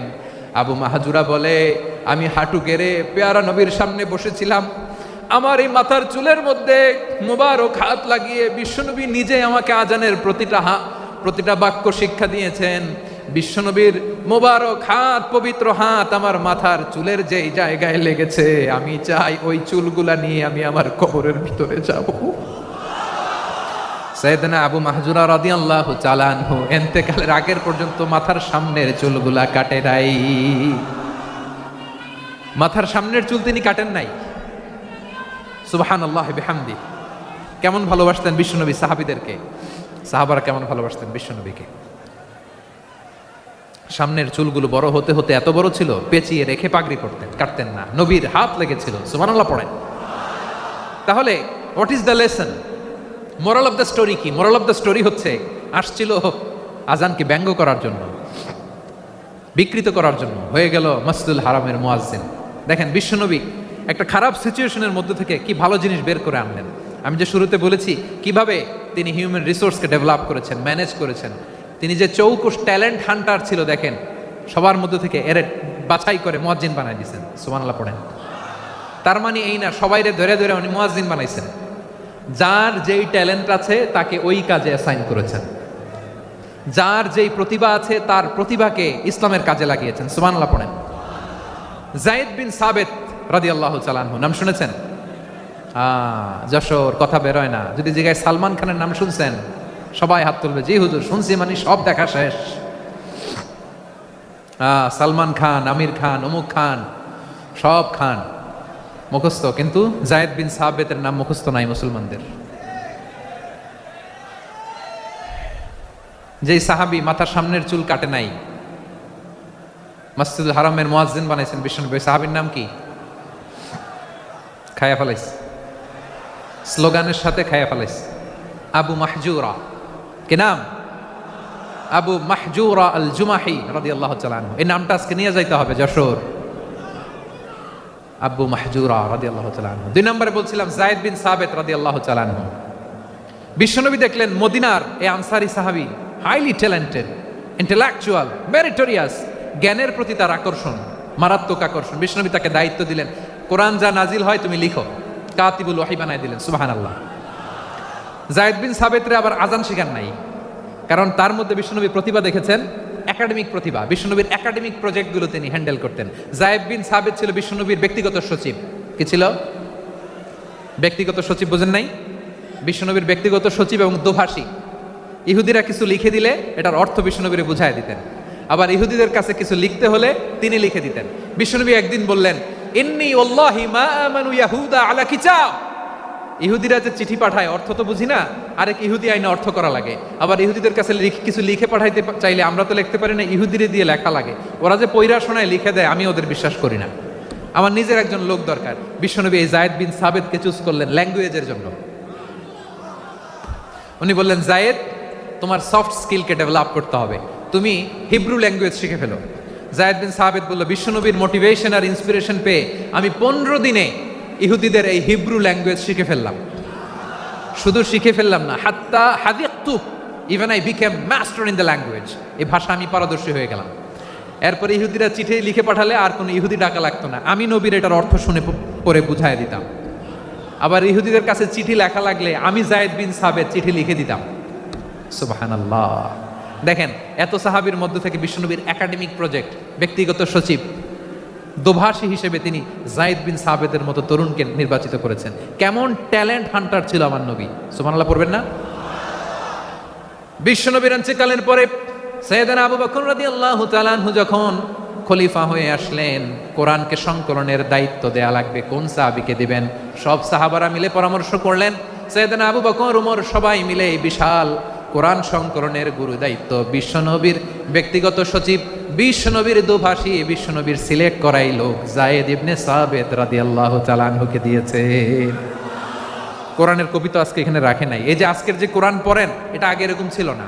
কোরআন নাজিল হলে সাহাবারা ওটের চামড়ায় লিখে ফেলতো, ওটের চ্যাপ্টা হাড্ডির মধ্যে লিখে ফেলতো, গাছের গুড়ির মধ্যে লিখে ফেলতো, বিভিন্ন জনের কাছে ছড়ানো ছিটানো ছিল।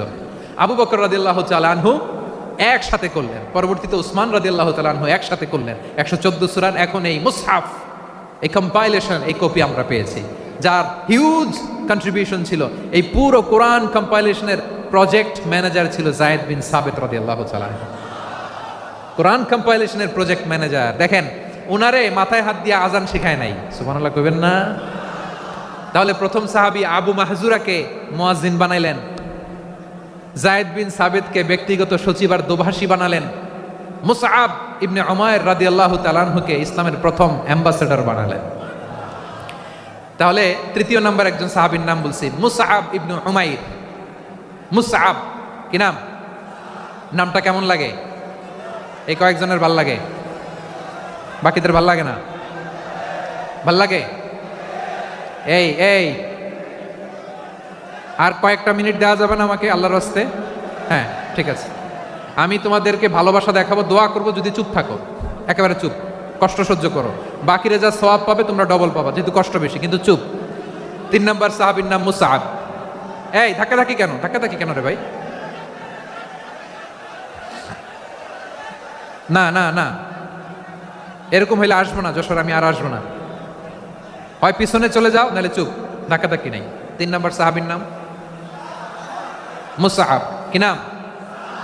হি was the first ambassador in Islam. ইসলামের প্রথম ডিপ্লোম্যাট, প্রথম কূটনৈতিক, ইসলামের প্রথম কূটনৈতিক, ইসলামের প্রথম ডিপ্লোম্যাট, প্রথম অ্যাম্বাসেডর মুসআব ইবনে উমাইর। মক্কার তরুণ যুবক, উনি পারফিউম লাগাইলে মানুষ দেখলেই বুঝতো এটা মুসআব লাগাইছে। এমন ড্যাশিং ফেসের ছিল, এমন স্মার্ট ড্যাশিং ফেস, এমন পার্সোনালিটির মানুষ ছিল মুসআব রাদিয়াল্লাহু তাআলা আনহু। কারণ যিনি ইসলামের স্পোকম্যান হবেন, মুখপাত্র হবেন, তার স্মার্ট হওয়ার দরকার আছে না নাই? আকাবার প্রথম শপথ যখন হলো, তাদের সাথে বিষ্ণু ইসা ইসলাম মদিনাতে একজন মুখপাত্র পাঠালেন, ডিপ্লোম্যাটকে পাঠালেন, অ্যাম্বাসেডর অফ ইসলাম, তিনি হচ্ছেন মুসআব ইবনে উমাইর। পড়েন সুবহানাল্লাহ। বিশ্বনবী দেখলেন সে অনেক স্মার্ট, তার ডেডিকেশন আছে, সিনসিয়ারিটি আছে, এবং মদিনায় যে আউস খাজরাজ গোত্রের নেতাদের সাথে ডিল করতে হবে, ইহুদিদের সাথে ডিল করতে হবে, ওখানে একজন পাক্কা জানু খেলোয়াড়ের দরকার আছে না নাই? মুসআব ইবনে উমাইর রাদিয়াল্লাহু তাআলা আনহু, ওনাকে বিষ্ণু ইসা ইসলাম চুজ করলেন। এবং বিষ্ণু ইসা ইসলামের এই চুজিংটা, এই সিলেকশনটা এত সুন্দর ছিল, তিনি মদিনাতে যে বিশ্বনবী আসার আগেই মদিনার জমিনকে তিনি উর্বর করে ফেলছেন। প্রতিটা ঘরে ঘরে কালিমার দাওয়াত তিনি পৌঁছায় দিয়েছেন। জুমার বিধান নাজিল হয়েছে, কিন্তু মক্কায় পরিবেশ নাই জুমা পালনের। বিষ্ণু ইসা ইসলাম একজনকে দিয়ে খবর পাঠালেন, যাও মদিনায় মুসাবকে যেয়ে বলো, মুসাব তো আমার শিক্ষক, আমার স্পোকম্যান, মদিনাতে যেন তারা জুমা কায়েম করে। বিশ্বনবীর আগেই মুসাব মদিনার মুসলিমদেরকে নিয়ে মদিনায় প্রথম জুমা কায়েম করে ফেলছে। কোন সুবহানাল্লাহ। ডিপ্লোম্যাটদের কেমন হইতে হয়, অ্যাম্বাসেডারের কেমন হইতে হয়, মুসআব রাদিয়াল্লাহু তাআলা আনহুর কাছ থেকে শিখে নাও। মুসআব নামটা কেমন লাগে? যশোর যাদের সন্তান হবে, ছেলে সন্তান, আমার রাস্তায় পাইলে সবাই জিজ্ঞেস করে, হুজুর একটা নাম দেন, আমার ছেলে হবে। যশোরবাসীর জন্য আমি একটা নাম দিয়ে দিলাম, নাম রাখতে হবে মুসআব। কি নাম? নামটা যাদের ভাল লাগে, ছেলে সন্তান অনাগত আসবে, মনে চাইলে নাম রেখে দিবেন মুসআব রাদিয়াল্লাহু তাআলা আনহুর নামে মুসআব। তাহলে মুসআব রাদিয়াল্লাহু তাআলা আনহুকে বিশ্বনবী ল্যাঙ্গুয়েজ শিখান নাই, সফট স্কিল শিখান নাই। যায়েদ রাদিয়াল্লাহু তিনি হিব্রু ল্যাঙ্গুয়েজ শিখেছেন, সুরিয়ানি শিখেছেন, কিন্তু মুসআবকে তিনি বানিয়েছেন the spokesman of Islam, the first diplomat, the ambassador of Islam. সুবহানাল্লাহ পড়বেন না? আব্দুল্লাহ ইবনে আব্বাস রাদিয়াল্লাহু তাআলা আনহু বিশ্বনবীর কাজিন, চাচাতো ভাই। আবার মাইমুনা রাদিয়াল্লাহু তাআলা আনহু, মাইমুনা নবীর স্ত্রী, তিনি ছিলেন আব্দুল্লাহর আপন খালা। তো নবীর বউ যদি ওনার খালা হয়, নবী তার কি? বুঝে নাই, নবী তার কি? খালু। তাহলে সম্পর্ক অনেক গভীর, কাজিন আবার খালু। ছোট্ট মানুষ, তাই রাতে মাঝে মাঝে ঘরে থাকতো। বিশ্বনবী দেখলেন আব্দুল্লাহ যেহেতু আমার ঘরে ঢুকতে পারে, আব্দুল্লাহরে এই উম্মতের বড় শিক্ষাবিদ বানাইতে হবে। কথা বোঝে নাই? আব্দুল্লাহকে কি বানাইতে হবে? শিক্ষাবিদ, এডুকেটর অফ দিস উম্মাহ, এই উম্মার শিক্ষাবিদ বানাইতে হবে। তাই আব্দুল্লাহ ইবনে আব্বাসকে বিশ্বনবী হাতে কলমে শিক্ষা দিয়েছেন। আহারে, আর এরপরে যে কি ভাষা আসবে তোমাদের জন্য আমার মুখ থেকে আমি নিজেও জানি না। 1 ঘন্টা যাবো ধাক্কা ধাক্কি মারামারি, তো আসতে বলছে কি তোমাকে? পেছনে চলে যাও জায়গা না পেলে, পুরো প্রোগ্রামটাই নষ্ট করে দিল। জি, আমার দিকে তাকান, আমি শেষ করে দিচ্ছি। হবে না, ইন্টেলেকচুয়াল আলোচনা এখানে হবে না, আমি বুঝতে পারছি, আমি শেষ করে দিচ্ছি। আব্দুল্লাহ ইবনে আব্বাস রাদিয়াল্লাহু তাআলা আনহু, মনোযোগ দিয়ে কয়েকটা মিনিট শুনুন, আমি এখনই শেষ করে দিচ্ছি, এরপর আওয়াজ করবে। এই যে এগুলো কি আমি বুঝলাম না। আমি বললাম না সব করা যাবে, বসে যাও, শুয়ে যাও, চলে যাও, আওয়াজ করা যাবে না। অন্যকে বসো এটাও বলার দরকার নেই, জাস্ট এদিকে তাকাও। আল্লাহ। আব্দুল্লাহ ইবনে আব্বাস রাদিয়াল্লাহু তাআলা আনহু, ওনাকে বিশ্বনবী হাতে কলমে শিক্ষা দিয়েছেন, যেহেতু উম্মতের শিক্ষাবিদ হবেন, এডুকেটর হবেন। তো বিশ্বনবী রাতে যখন তাহাজ্জুদ পড়তেন, ছোট্ট আব্দুল্লাহ ঘরে থাকতো, বুঝতে পেরেছেন? ছোট্ট মানুষ তো ঘরে থাকতো। তো বিশ্বনবী তাহাজ্জুদের জন্য একবার দাঁড়িয়েছেন, ছোট্ট আব্দুল্লাহ ওযু করে দাঁড়াইছে। আচ্ছা বলেন তো, ইমাম আর মুসল্লি মোট যদি 2 জন হয়, একজন ইমাম একজন মুসল্লি, তো মুসল্লি ইমামের কোন দিকে দাঁড়াবে? ডানে দাঁড়াবে। ছোট্ট আব্দুল্লাহ বুঝে নাই, বিশ্বনবী তাহাজ্জুদ শুরু করেছেন, উনি একতেদা করছেন আর দাঁড়াইছেন বায়ে। কোথায় দাঁড়িয়েছেন? আব্দুল্লাহ বলেন, যখন আমি বায়ে দাঁড়ালাম, আখাযা রাসূলুল্লাহ সাল্লাল্লাহু আলাইহি ওয়াসাল্লাম উযুনি আল ইউমনা ইয়াফতিলুহা, বিশ্বনবী নামাজরত অবস্থায় আমার কান ধরে টেনে আমার ডান দিকে এনে দাঁড় করায় দিলেন। পড়েন সুবহানাল্লাহ। দেখেন, হাতে কলমে শিক্ষা। আর জীবনে ভুল হবে? কথা কয় না, আর ভুল হবে? আর ভুল হবে না। এভাবে বিশ্বনবীর অনেক সঙ্গ পেয়েছেন, সফর করেছেন, একই বাহনে বসেছেন, এক বাহনে বসে লম্বা নাসিহত করেছেন, বলেছেন, ইয়া গোলাম ইহফাদিল্লাহ ইয়াহফাজকা, ইহফাদিল্লাহ তাজিদহু তুজাহাক, ইযা সাআলতা ফাসআলিল্লাহ ওয়া ইযা ইসতাআনতা ফাসতাইন বিল্লাহ। আল্লাহর বিধান মানো, আল্লাহর বিধান রক্ষা করো, আল্লাহ তোমায় রক্ষা করবে। আব্দুল্লাহ, চাইতে হলে আল্লাহর কাছে চাও, সাহায্য চাইতে হলে আল্লাহর কাছে সাহায্য চাও। মনে রাখো, গোটা বিশ্বের সবাই যদি তোমার সাহায্য করতে চায়, ততটুকুই করতে পারবে যতটুকু আল্লাহ তোমার নসিবে রেখেছে। গোটা বিশ্ব যদি তোমার বিরুদ্ধে ষড়যন্ত্রে দাঁড়িয়ে যায়, ক্ষতি ততটুকু করতে পারবে যতটুকু তোমার জন্য বরাদ্দ আছে, এর বাইরে কিছু করতে পারবে না। আওয়াজ করে বলেন ঠিক কিনা? এভাবে হাতে কলমে শিখিয়েছেন, বিশ্বনবীর সঙ্গ পেয়েছেন। ওনাকে বিষ্ণু ইসলাম শিক্ষাবিদ, এডুকেটর অফ দিস উম্মাহ হিসেবে সিলেক্ট করেছেন, হাতে কলমে শিখিয়েছেন। বিশ্বনবী একবার প্রকৃতির ডাকে সাড়া দিয়ে এসেছেন, এখন কি করতে হবে? নামাজের জন্য ওযু করতে হবে। বিশ্বনবী এসেই দেখেন ওযুর বদনায় পানি ভরা, খুশি হয়ে গেলেন, বললেন, কে রেখেছে পানি? একজন বলল, আব্দুল্লাহ রেখেছে। বিশ্বনবী অত্যন্ত খুশি হলেন, খুশি হয়ে একটা দোয়া করলেন, বললেন, আল্লাহুম্মা ফাক্কিহু ফিদ্দীন ওয়া আল্লিমহু তা'ওয়ীল। আল্লাহ, তুমি আব্দুল্লাহকে দ্বীনের বুঝ দিও আর কোরআনের তাফসীর শিক্ষা দিও। বিশ্বনবীর এই দোয়া এমন লাগছে, উনি রাইসুল মুফাসসিরিন, এই পৃথিবীতে যত মুফাসসির ছিল, যত মুফাসসির আসবে, সকল মুফাসসিরের সম্রাট হিসেবে স্বীকৃত হয়েছেন আব্দুল্লাহ ইবনে আব্বাস। বিশ্বনবী ওনারা আজান শিখান নাই, বিশ্বনবী ওনারা ল্যাঙ্গুয়েজ শিখান নাই, বিশ্বনবী ওনারা অ্যাম্বাসেডর বানান নাই, হাতে কলমে শিক্ষা দিয়েছেন। ছোট্ট মানুষ, বিশ্বনবী ইন্তেকাল করলেন, আবু বকরের সময় গেল, ওমরে ফারুকের খেলাফত, তখনও তিনি তরুণ। ওমরে ফারুক রাদিয়াল্লাহু তাআলা আনহু ওনার ক্যাবিনেট মিনিস্ট্রির বৈঠকে এই আব্দুল্লাহ ইবনে আব্বাসকে পাশ দিয়ে বসায় রাখতেন। বয়স্ক সাহাবারা এটা পছন্দ করতো না, তারা বলতো, ঘটনা কি? আব্দুল্লাহর মতো ছেলে নাতি আমাদের আছে, এরা কেন রাখে ওমরে ফারুক? ওমরে ফারুক এটা টের পেলেন, তিনি বুঝতে পারলেন যে ক্যাবিনেট মেম্বাররা এটা পছন্দ করে না, ছোট্ট আব্দুল্লাহরা কেন রাখি, কেন যে রাখি, এটা একদিন বুঝাবো। একদিন মিটিংয়ে তিনি সবাইকে বললেন, ইযা জাআ নাসরুল্লাহি ওয়াল ফাতহ। এই আয়াত দ্বারা উদ্দেশ্য কি বলেন তো মুরব্বী সাহাবীরা? এক সাহাবী বলেন, এই সূরা দ্বারা উদ্দেশ্য, আল্লাহ বলেছেন আমাদেরকে বিভিন্ন ল্যান্ড, বিভিন্ন এলাকা বিজয় করতে হবে। ওমরে ফারুক বললেন, না, হয়নি। আরেকজন বললেন, বিজয় হওয়ার পর আমাদের বেশি বেশি আল্লাহর বরত্বের ঘোষণা দিতে হবে, এটা উদ্দেশ্য। ওমরে ফারুক বললেন, না, হয় নাই। যারা জিজ্ঞেস করেন কেউ পারে না। সব শেষে বিশ্বনবী ছোট্ট আব্দুল্লাহরে বলেন, আব্দুল্লাহ, ইদা জা নাসরুল্লাহি ওয়াল ফাতহ, এর দ্বারা উদ্দেশ্য কি বলো তো? ছোট্ট আব্দুল্লাহ বলেন, হুয়া আজালু রাসূলিল্লাহ। এই আয়াত দ্বারা বিশ্বনবীর বিদায়কে উদ্দেশ্য নেওয়া হয়েছে। ওমরে ফারুক বলেন, হাযা হুয়া, এটাই তো সঠিক উত্তর, এটাই সঠিক তাফসীর এই আয়াতের। কারণ ইদা জা নাসরুল্লাহি ওয়াল ফাতহ, যখন আল্লাহর সাহায্য আর বিজয় আসবে, ওয়ারাআইতান নাসা ইয়াদখুলুনা ফি দীনিল্লাহি আফওয়াজা, আপনি দেখবেন দলে দলে ঢলে ঢলে বানের পানির মতো মানুষ ইসলামের দিকে ঢুকতেছে, ইসলামের বিজয় হয়েছে। তো ইসলামের বিজয়ের মিশন নিয়ে নবী আসছে, বিজয়ী যখন হয়ে গেছে এখন তো নবীর বিদায় হবে। জোরে বলেন ঠিক কিনা? কোন সাহাবী এই সূক্ষ্ম কথাটা ধরতে পারে নাই, ওই আব্দুল্লাহ ছাড়া। আব্দুল্লাহ যখন উত্তর দিছে সব সাহাবীদের টনক নড়েছে। এরপর থেকে কোনো ক্যাবিনেট মিটিং এ আর কোনো সাহাবারা কোনো প্রশ্ন করে নাই, আওয়াজ করে পড়েন সুবহানাল্লাহ। বিশ্বনবী আব্দুল্লাহ ইবনে আব্বাসকে দ্য এডুকেটর অফ দ্য উম্মাহ, উম্মার শিক্ষাবিদ হিসেবে গ্রহণ করেছেন। আওয়াজ করে পড়তে হবে আল্লাহু আকবার। সাহাবীদের নামগুলো মনে থাকবে? এক নম্বরে আবু মাহজুরা, মুয়াজ্জিন বানাইছেন। যায়েদ ইবনে সাবিত, দোভাষী, ট্রান্সলেটর অফ প্রফেট, এবং তিনি ছিলেন বিশ্বনবীর ব্যক্তিগত সচিব। Musab ibn Umair, the first ambassador and diplomat of Islam. Abdullah ibn Abbas, এই উম্মার সবচেয়ে বড় এডুকেটর, শিক্ষাবিদ। আরেকজন ছিল আব্দুল্লাহ ইবনে মাসউদ রাদিয়াল্লাহু তাআলা আনহু। দুই আব্দুল্লাহ, আব্বাস গেল, আরেকজন হচ্ছে মাসউদ।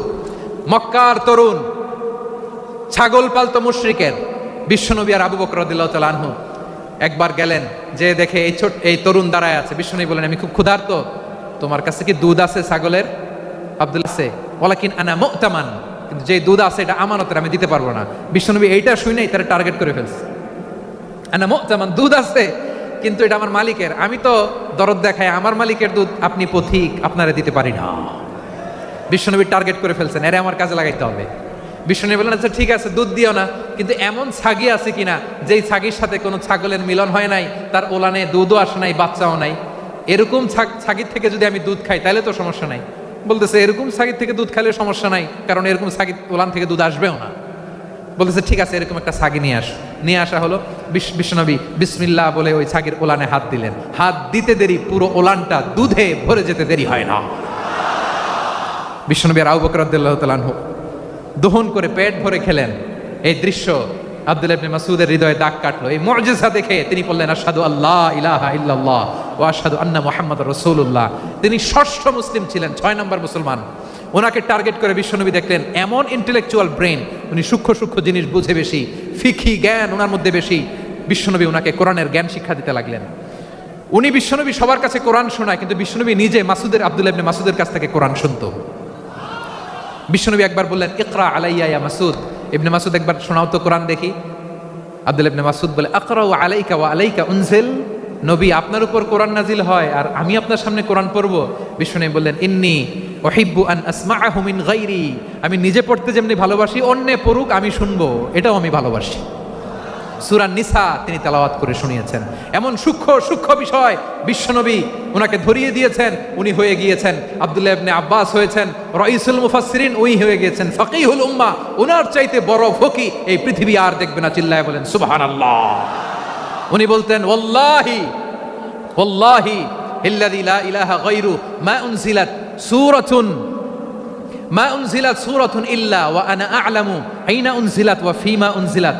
বিশ্বনবী এমন ভাবে কোরআনের দার্স আমাকে দিয়েছেন, কোরআনে যত সূরা নাজিল হয়েছে, যেখানে নাজিল হোক না কেন আমি জানি এটা কোথায় নাজিল হয়েছে এবং কোন প্রেক্ষাপটে নাজিল হয়েছে। এমন একটা সূরা নাই যে সূরার কোথায় নাজিল হয়েছে আমি মাসুদের জানা নাই, কোন প্রেক্ষাপটে নাজিল হয়েছে আমার জানা নাই। এরকম ঘটবে না। চিল্লায় বলেন আল্লাহু আকবার। এই আব্দুল্লাহ ইবনে মাসউদ রাদিয়াল্লাহু তাআলা আনহু ওমর ফারুকের সময় কুফার চিফ জাস্টিস ছিলেন। কুফা নগরীর চিফ জাস্টিস বোঝেন নাই? বিচারপতি। কি ছিলেন? সবাই বলে নাই, কি ছিলেন? বিচারপতি ছিলেন। এবং ওনার যে ফিকহি জ্ঞানের ধারা, এটাই আলকামা, ইব্রাহিম আন-নাখাই, হাম্মাদ ইবনে সুলাইমান হয়ে ইমাম আবু হানিফা পর্যন্ত পৌঁছেছে। এবং ওনার ফিকহি জ্ঞানের ধারাই হানাফি মাযহাবে অ্যাকসেপ্ট হয়েছে। আজও এগুলো হানাফি মাযহাবে চর্চিত হয়। হানাফি মাযহাবের সব ফিক আব্দুল্লাহ ইবনে মাসউদের ফিকহি জ্ঞানের ধারা থেকে নেওয়া হয়েছে। চিল্লায় পড়েন সুবহানাল্লাহ। তাহলে উনাকে বিশ্বনবী বানিয়েছেন জুরিস্ট, আইনবিদ, ফকিহ। উনারে আজান শিখান নাই। হিউম্যান রিসোর্স ডেভেলপমেন্ট কিভাবে করবেন, মানব সম্পদের উন্নয়ন কিভাবে করতে হয়, কিভাবে যার যেখানে প্রতিভা কাজে লাগাতে হয় উনি দেখিয়েছেন। সুবহানাল্লাহ পড়বেন না? খালিদ বিন ওয়ালিদ নাম শুনছেন? কে কে শোনেন নাই হাত তোলেন। কি ছিলেন? বীর যোদ্ধা ছিলেন খালিদ বিন ওয়ালিদ। কিন্তু তিনি ইসলাম ধর্ম গ্রহণ করেছেন অনেক দেরিতে, 8ম হিজরিতে। তার মানে অষ্টম হিজরির আগে উনি মুশরিকদের পক্ষে লড়াই করেছেন। ওনার হাতে কত মুসলিম সাহাবী যে নিহত হয়েছে হিসাব নাই। বিশ্বনবী টার্গেট করে রাখছে, তুমি আমাদের মুসলিমদের এত ক্ষতি করলা, তুমি যখন মুসলমান হবা তোমার দিয়ে আমি এমন কাম করামু যে এটা আর কেউ করতে পারবে না। সুবহানাল্লাহ নাই? যশোর ক্লান্ত হয়ে গেছে।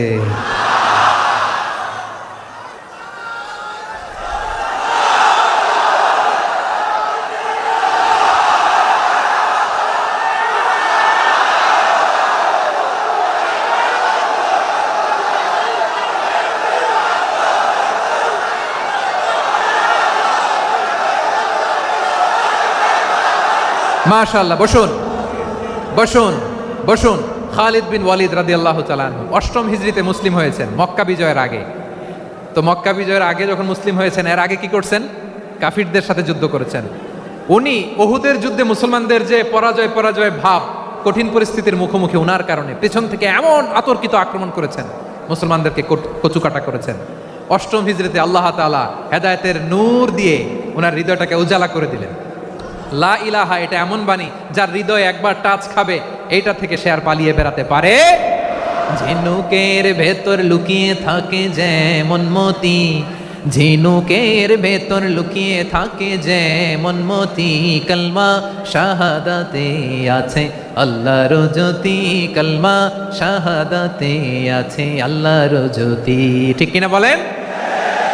মক্কা বিজয়ের আগে মুসলিম হলেন, হওয়ার পরেই বিশ্বনবীর টার্গেট ফুলফিল হলো। ওই যে টার্গেট করে রেখেছেন আর দোয়া করেছেন, খালিদ বিন ওয়ালিদ যদি মুসলিম হয় তাকে আমি মিলিটারি চিফ বানাবো। ওনাকে আজান শিখান নাই, ওনারে কান ধইরা নামাজের এই মাথা থেকে ওই মাথা আনান নাই, ফিকহি কোরআনের সূক্ষ্ম তাফসীর ওনারে শিখান নাই, অ্যাম্বাসেডর বানান নাই। বিষ্ণু ইসলাম ওনাকে সামরিক অভিযানে প্রেরণ করেছেন। সামরিক অভিযানে তিনি প্রেরণ করেছেন। ওনার জীবদ্দশায় ওনার নেতৃত্বে যতগুলো যুদ্ধ হয়েছে একটা যুদ্ধেও তিনি পরাজয় বরণ করেন নাই। ওমরে ফারুকের সময়কালে তিনি চিফ অফ মুসলিম মিলিটারি মানে মুসলিম সেনাপতি হয়েছেন। যশোর আওয়াজ করো, ঠিক কিনা বলো? সেনাপতি, মুসলিম সেনাপতি। তাহলে কিভাবে হিউম্যান রিসোর্স ব্যবহার করতে হয় গোটা বিশ্ব আমার নবীর কাছ থেকে শিখে নাও। খালিদ বিন ওয়ালিদ, ওনাকে বিশ্বনবী একটা উপাধি দিয়েছেন। উপাধিটা হচ্ছে সাইফুল্লাহিল মাসলুল, আল্লাহর নাঙ্গা তরবারি, আল্লাহর খোলা তরবারি, দ্য ওপেন সোর্ড অফ আল্লাহ। খালিদ বিন ওয়ালিদ মুসলিম সেনাপতি। হাসান বিন সাবেত নাম শুনছেন? দেখি উনি কি ছিল বলেন? রাসূলের সভা কবি, কালচারাল হিজিমনিকে ডিফিট করার জন্য। উনি ভালো অস্ত্র চালানো জানতেন না, ওই কাজে উনি যেতেন না। ওনার ছিল কাব্য প্রতিভা। কাব্য প্রতিভা, কাফিররা কবিতা দিয়ে নবীকে গালি দিত। বিশ্বনবী বলতেন, ইয়া হাসান আজিব আন রাসূলিল্লাহ, তুমি নবীর হয়ে কাফেরদের এই কথাগুলোর জবাব দাও। বিশ্বনবীর একটা মিম্বার ছিল, বিশ্বনবীর মিম্বারের পাশাপাশি মসজিদে নববীতে এই হাসান বিন সাবেতের জন্য বিশ্বনবী একটা স্পেশাল মিম্বার বানিয়ে দিয়েছেন। এখান থেকে তুমি জবাব দাও। এবং বিশ্বনবী বলেছেন, আল্লাহুম্মা আইয়িদহু বিরূহিল কুদুস, আল্লাহ হাসান আমার পক্ষে জবাব দেয়, তুমি জিব্রাইল মারফত তাকে সাহায্য পাঠাইয়া দিও। রাসূল সাল্লাল্লাহু আলাইহি ওয়াসাল্লামের সভা কবি, the poet of the prophet, নবীর কবি। উনি কবিতা দিয়ে এমন উচ্চাঙ্গের ভাষায় কবিতা দিয়ে তিনি জবাব দিতেন, কাফিরদের গা শিহরে যেত, তাদের হৃদয়ে আগুন ধরে যেত। তাহলে এরকম কবিরও দরকার আছে না নাই?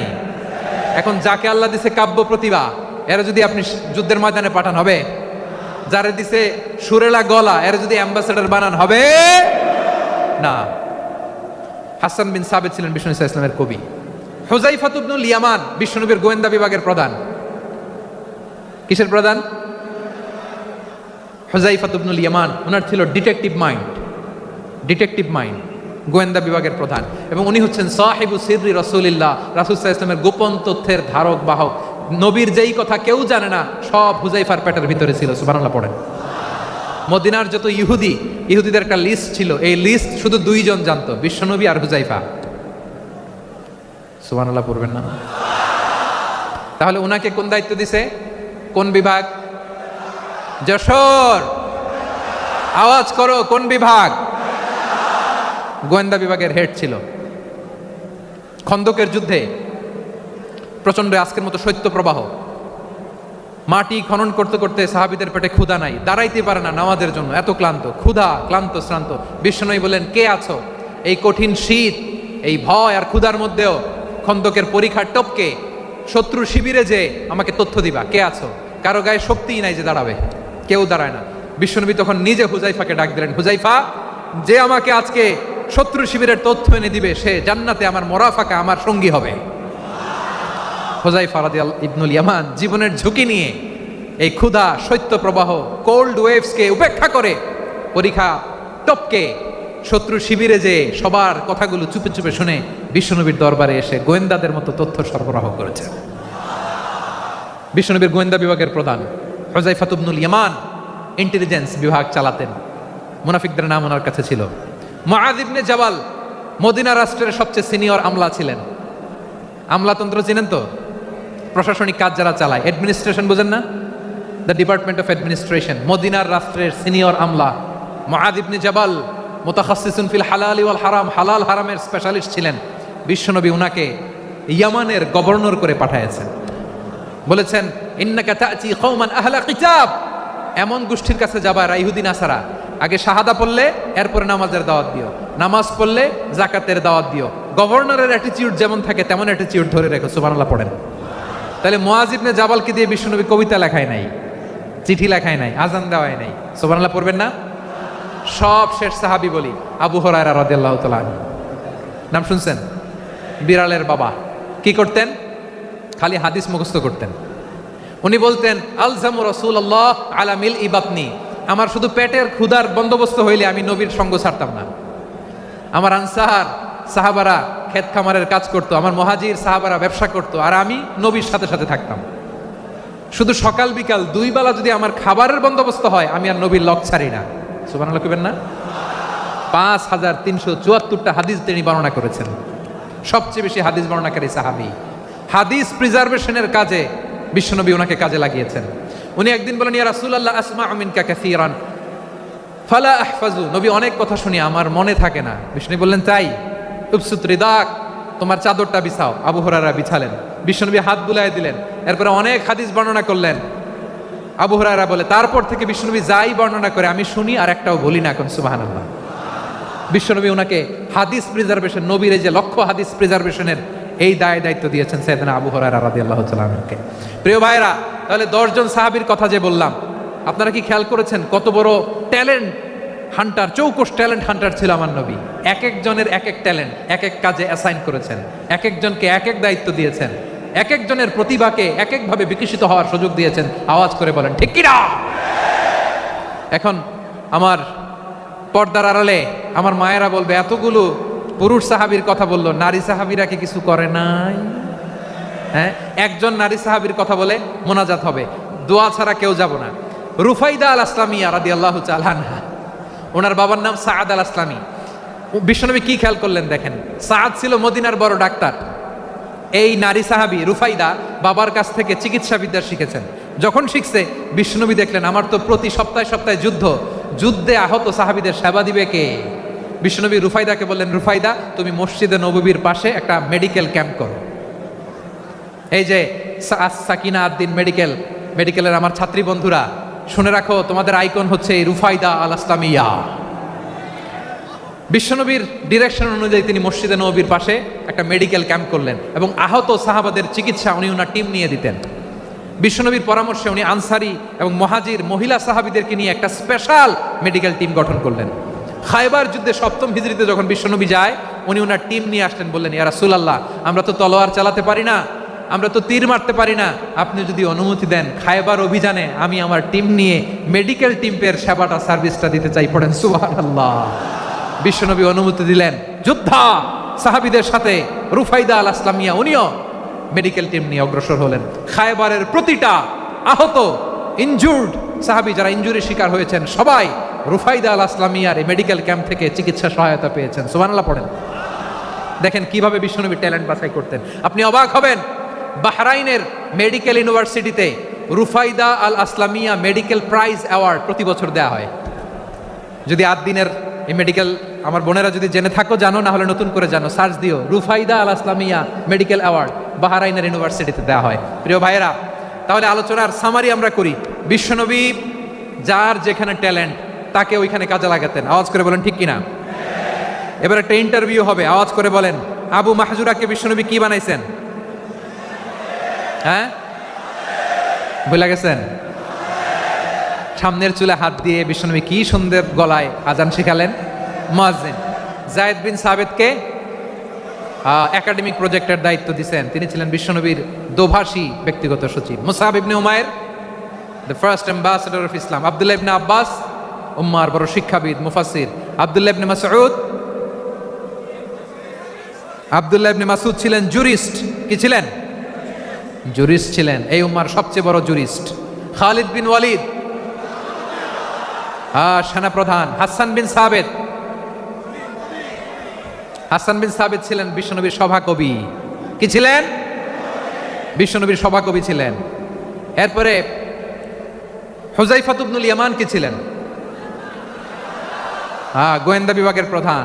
মুআয ইবনে জাবাল কি ছিলেন? সিনিয়র আমলা, ইয়ামানের গভর্নর। আবু হুরায়রা রাদিয়াল্লাহু তাআলা আনহু হাদিস প্রিজার্ভেশনের কাজ করেছেন। আর আমাদের রুফাইদা আল আসলামিয়া রাদিয়াল্লাহু তাআলা আনহা কি ছিলেন? নার্স ছিলেন, নার্স হয়ে মেডিকেল সেবা দিয়েছেন। প্রিয় ভাইরা, পুরো আলোচনার যদি সামারি করি তাহলে বিশ্বনবী যেভাবে হিউম্যান রিসোর্সকে ম্যানেজ করেছেন, যার যেখানে প্রতিভা কাজে লাগিয়েছেন, আমরাও যদি করি আমাদের বাংলাদেশের চিত্র আমরা পাল্টে যেতে পারবো। আমরা শুরুতে শুনেছি মানুষের আছে অসীম সম্ভাবনা, প্রতিটা মানুষ অনন্য, যত্ন নিলে, যথাযথ পরিচর্যা করলে মানুষ বিশ্ব জয় করতে পারে। ঠিক কিনা? আমাদের হাফেজে কোরআনের সামনে দাঁড়াতে পারে এমন কোন হাফেজে কোরআন আল্লাহর জমিনে জন্ম হয় নাই। গোটা বিশ্ব কাঁপিয়ে তারা সেরা, আমাদের ক্রিকেটাররা সেরা, আমাদের তৈরি পোশাক শিল্প সেরা। এরকম অনেক অনেক সেরা জিনিস আছে, আমরা এগুলোরে নার্চারিং করতে পারি নাই, পরিচর্যা করতে পারি নাই, সঠিক তারবিয়াতের অভাব। তাহলে মানুষের অসীম সম্ভাবনাকে কাজে লাগাতে হবে। ঠিক কিনা বলেন?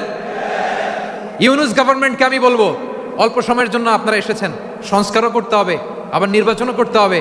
সব সংস্কার হয়তো করতে পারবেন না, যতটুকু পারবেন এর মধ্যে আমাদের যে হিউজ ম্যান পাওয়ার, আমাদের যে মানব সম্পদ, হিউম্যান রিসোর্স, এটাকে ডেভেলপ করে আপনাদের যেতে হবে। যেটা পারবেন না সেটাকে পরবর্তী নির্বাচিত গভর্নমেন্টের কাছে রেখে যেতে হবে, যে তারা যেন করে, তাদের কাছে আপনারা এটা রেখে যাবেন। তাহলে মানুষ চাইলে বিশ্ব জয় করতে পারে। আর মানুষকে হারাতে পারে কেউ? জোরে বলো যশোর, মানুষকে হারাতে পারে কেউ? আল্লাহ আমাদেরকে জনসংখ্যা দিয়েছেন প্রিয় ভাইয়েরা। এই জনসংখ্যা অনেক বড় সম্পদ, এটা আমাদের জন্য অভিশাপ নয়, আশীর্বাদ। আমাদের জনসংখ্যাকে যদি আমরা জনশক্তিতে রূপান্তর করতে পারি, আজকে বাংলাদেশ যে অবস্থানে দাঁড়িয়ে আছে, বাংলাদেশ তার 20 গুণ উন্নতির শিখরে চলে যাবে। চিল্লায় বলো ঠিক কিনা? আমাদের শ্রমিক ভাইয়েরা বাইরে কাজ করে, আমাদের শ্রমজীবী ভাইয়েরা, প্রবাসীরা, তাদের ব্যাপারে গুরুত্ব দিতে হবে। আমাদের শ্রমের দাম সবচেয়ে কম, সবচেয়ে কম। তারা এম্বাসিতে গুরুত্ব পায় না, এয়ারপোর্টে গুরুত্ব পায় না। এই সরকার অবশ্য তাদেরকে অনেক গুরুত্ব দিচ্ছে। আমাদের অদক্ষ শ্রমিককে যখন আমরা দুবাই পাঠাই, অল্প বেতন পায়, কিন্তু ইন্ডিয়ানরা দক্ষ শ্রমিক পাঠালে তার 3 গুণ বেতন পায়। আমরা আমাদের শ্রমিকদেরকে অদক্ষভাবে আর পাঠাতে চাই না, দক্ষ শ্রমিক পাঠিয়ে আমরা রেমিটেন্সের বন্যা বইয়ে দেব। আমাদের শ্রমিকদের পাঠানো রেমিটেন্সের টাকায় সচল থাকে আমার দেশের অর্থনীতির চাকা। তাদেরকে সবচেয়ে গুরুত্ব দিতে হবে। আমরা পেয়েছি ফ্রিডম ফাইটার, মুক্তিযোদ্ধা, আর আমার প্রবাসী ভাইরা হচ্ছে রেমিটেন্স ফাইটার। জোরে বলো ঠিক কিনা? তাহলে আমাদের এই জনশক্তিকে জনসম্পদে ট্রান্সফর্ম করতে হবে। ঠিক কিনা বলেন? সরকার জনগণকে এভাবে পলিশ করতে হবে। মা বাবারা ছেলে মেয়েদের মধ্যে কার কোন যোগ্যতা, তাকে ওইভাবে কাজে লাগাতে হবে। সবার এ প্লাস পাওয়ার কোনো দরকার নাই। আমাদের দেশে একটা টেন্ডেন্সি আছে, পরীক্ষায় এ প্লাস না পাইলে তুই কি করলি, পাশের বাড়ির ছেলে এ প্লাস পাইছে, যা ওর পা ধোয়া পানি খা। কি খা? তা আমি ভাবছি যে পা ধোয়া, এ প্লাস পাওয়া ছেলেদের পা ধোয়া পানির একটা পানির ব্র্যান্ড বানাইতে হবে। এরকম লেখা থাকবে, এ প্লাস পাওয়া ছেলেদের পা ধোয়া পানি। খাওয়া নাই, এগুলার খাওয়া নাই। ওরে আল্লাহ এ প্লাস পাওয়ার জন্য বানাইছে, আর আপনার ছেলেকে এই এ প্লাস গুলারে নিয়ন্ত্রণ করার জন্য আল্লাহ বানাইছে। ওকে দিয়ে আল্লাহ কি করবে আপনি জানেনই না। একটা এ প্লাস, একটা এ গ্রেড একটা মানুষের জীবনকে ঠিক করে দিতে পারে না। আপনার ছেলেকে আল্লাহ অন্যদিকে যোগ্যতা দিয়েছে। ওদের মনোবল ভাঙবেন না, খবরদার, খবরদার। ছেলে মেয়েদের মনোবল ভাঙবেন না। যাকে দিয়ে যেটা হবে তাকে দিয়ে সেটা করতে হবে, তার প্রতিভাকে সেভাবে কাজে লাগাতে হবে। তাহলে বাংলাদেশ আমাদের এই জনসংখ্যা জনসম্পদে রূপান্তরিত হবে। আমাদের সরকারের তত্ত্বাবধানে আমাদের 18 কোটি জনগণ দক্ষ জনশক্তিতে রূপান্তরিত হোক, আমরা চাই কি চাই না? আমরা ভালো মানুষ, শ্রেষ্ঠ মানুষ হতে চাই কি চাই না? ওই জাপানিজদের মতো সৎ, ওই ইউরোপিয়ানদের মতো কালচার, আমাদেরকে আল্লাহ তাআলা কোরআন সুন্নাহ অনেক কিছু দিয়েছেন। যেহেতু বর্তমানে আমরা দেখছি তারা সৎ, তাদের মধ্যে ভ্যালিউ আছে, সেগুলো আমাদের মধ্যে আনার দরকার আছে না নাই? আর ইসলাম দিয়ে আমাদের জীবনকে সাজাতে হবে, ইসলাম দিয়ে আমার পরিবারকে সাজাতে হবে। ইসলাম থেকে, কোরআন থেকে প্রেসক্রিপশন না নিলে জীবন সুন্দর হবে না। কোরআন থেকে প্রেসক্রিপশন না নিলে সমাজ সুন্দর হবে না। কোরআনের প্রেসক্রিপশন না মানলে রাষ্ট্র সুন্দর হবে না। কোরআনের প্রেসক্রিপশন অ্যাপ্লাই না করলে শুধু দুর্নীতি দমন কমিশন দিয়ে দুর্নীতি বন্ধ করা যাবে না। এজন্য কোরআনের আইন আমরা চাই কি চাই না? প্রিয় ভাইয়েরা, হিউম্যান রিসোর্স ডেভেলপমেন্ট, মানব সম্পদের উন্নয়ন, আমাদের সরকার যেন এদিকে নজর দেয়। আমরা যেন এই ব্যাপারে যত্নবান হয়ে উঠি। যাকে আল্লাহ যে যোগ্যতা দিয়েছে, এই যোগ্যতা দিয়ে আমরা যেন ইসলামের জন্য, দেশের জন্য কাজ করি। আমরা যেন আমাদের স্কিল ডেভেলপ করি, আমাদের পটেনশিয়ালকে ডেভেলপ করি। মোরালিটি, ভ্যালিউজ নিয়ে শায়েখ আহমদুল্লাহ আলোচনা করেছেন, এগুলো দিয়ে যেন আমরা আমাদেরকে সাজাই। আল্লাহ তাআলা আমাদের দেশকে তুমি নিরাপদ করো, আমরা পড়ি আমিন। আল্লাহ আমার 18 কোটি জনগণকে তুমি জনশক্তিতে রূপান্তরিত করো, আমিন। আল্লাহ আমরা হাতে হাত রেখে, কাঁধে কাঁধ মিলিয়ে, ভাই ভাইয়ে যেন এই দেশকে গড়তে পারি, আল্লাহ তুমি তৌফিক দান করো, আমরা পড়ি আমিন। আমার প্রিয় মহিউদ্দিন ভাই বলেছেন, হুজুর এমন একটা ঘোষণাপত্র দিয়ে যাবেন আজকের এই ঐতিহাসিক যশোরের প্রোগ্রামে, যেটা গোটা বাংলাদেশে মানুষ এটার উপর আমল করে। আমি যে কথাটা বলেছি এটাই, আসুন আমরা আমাদের জনসংখ্যাকে জনসম্পদে ট্রান্সফর্ম করি।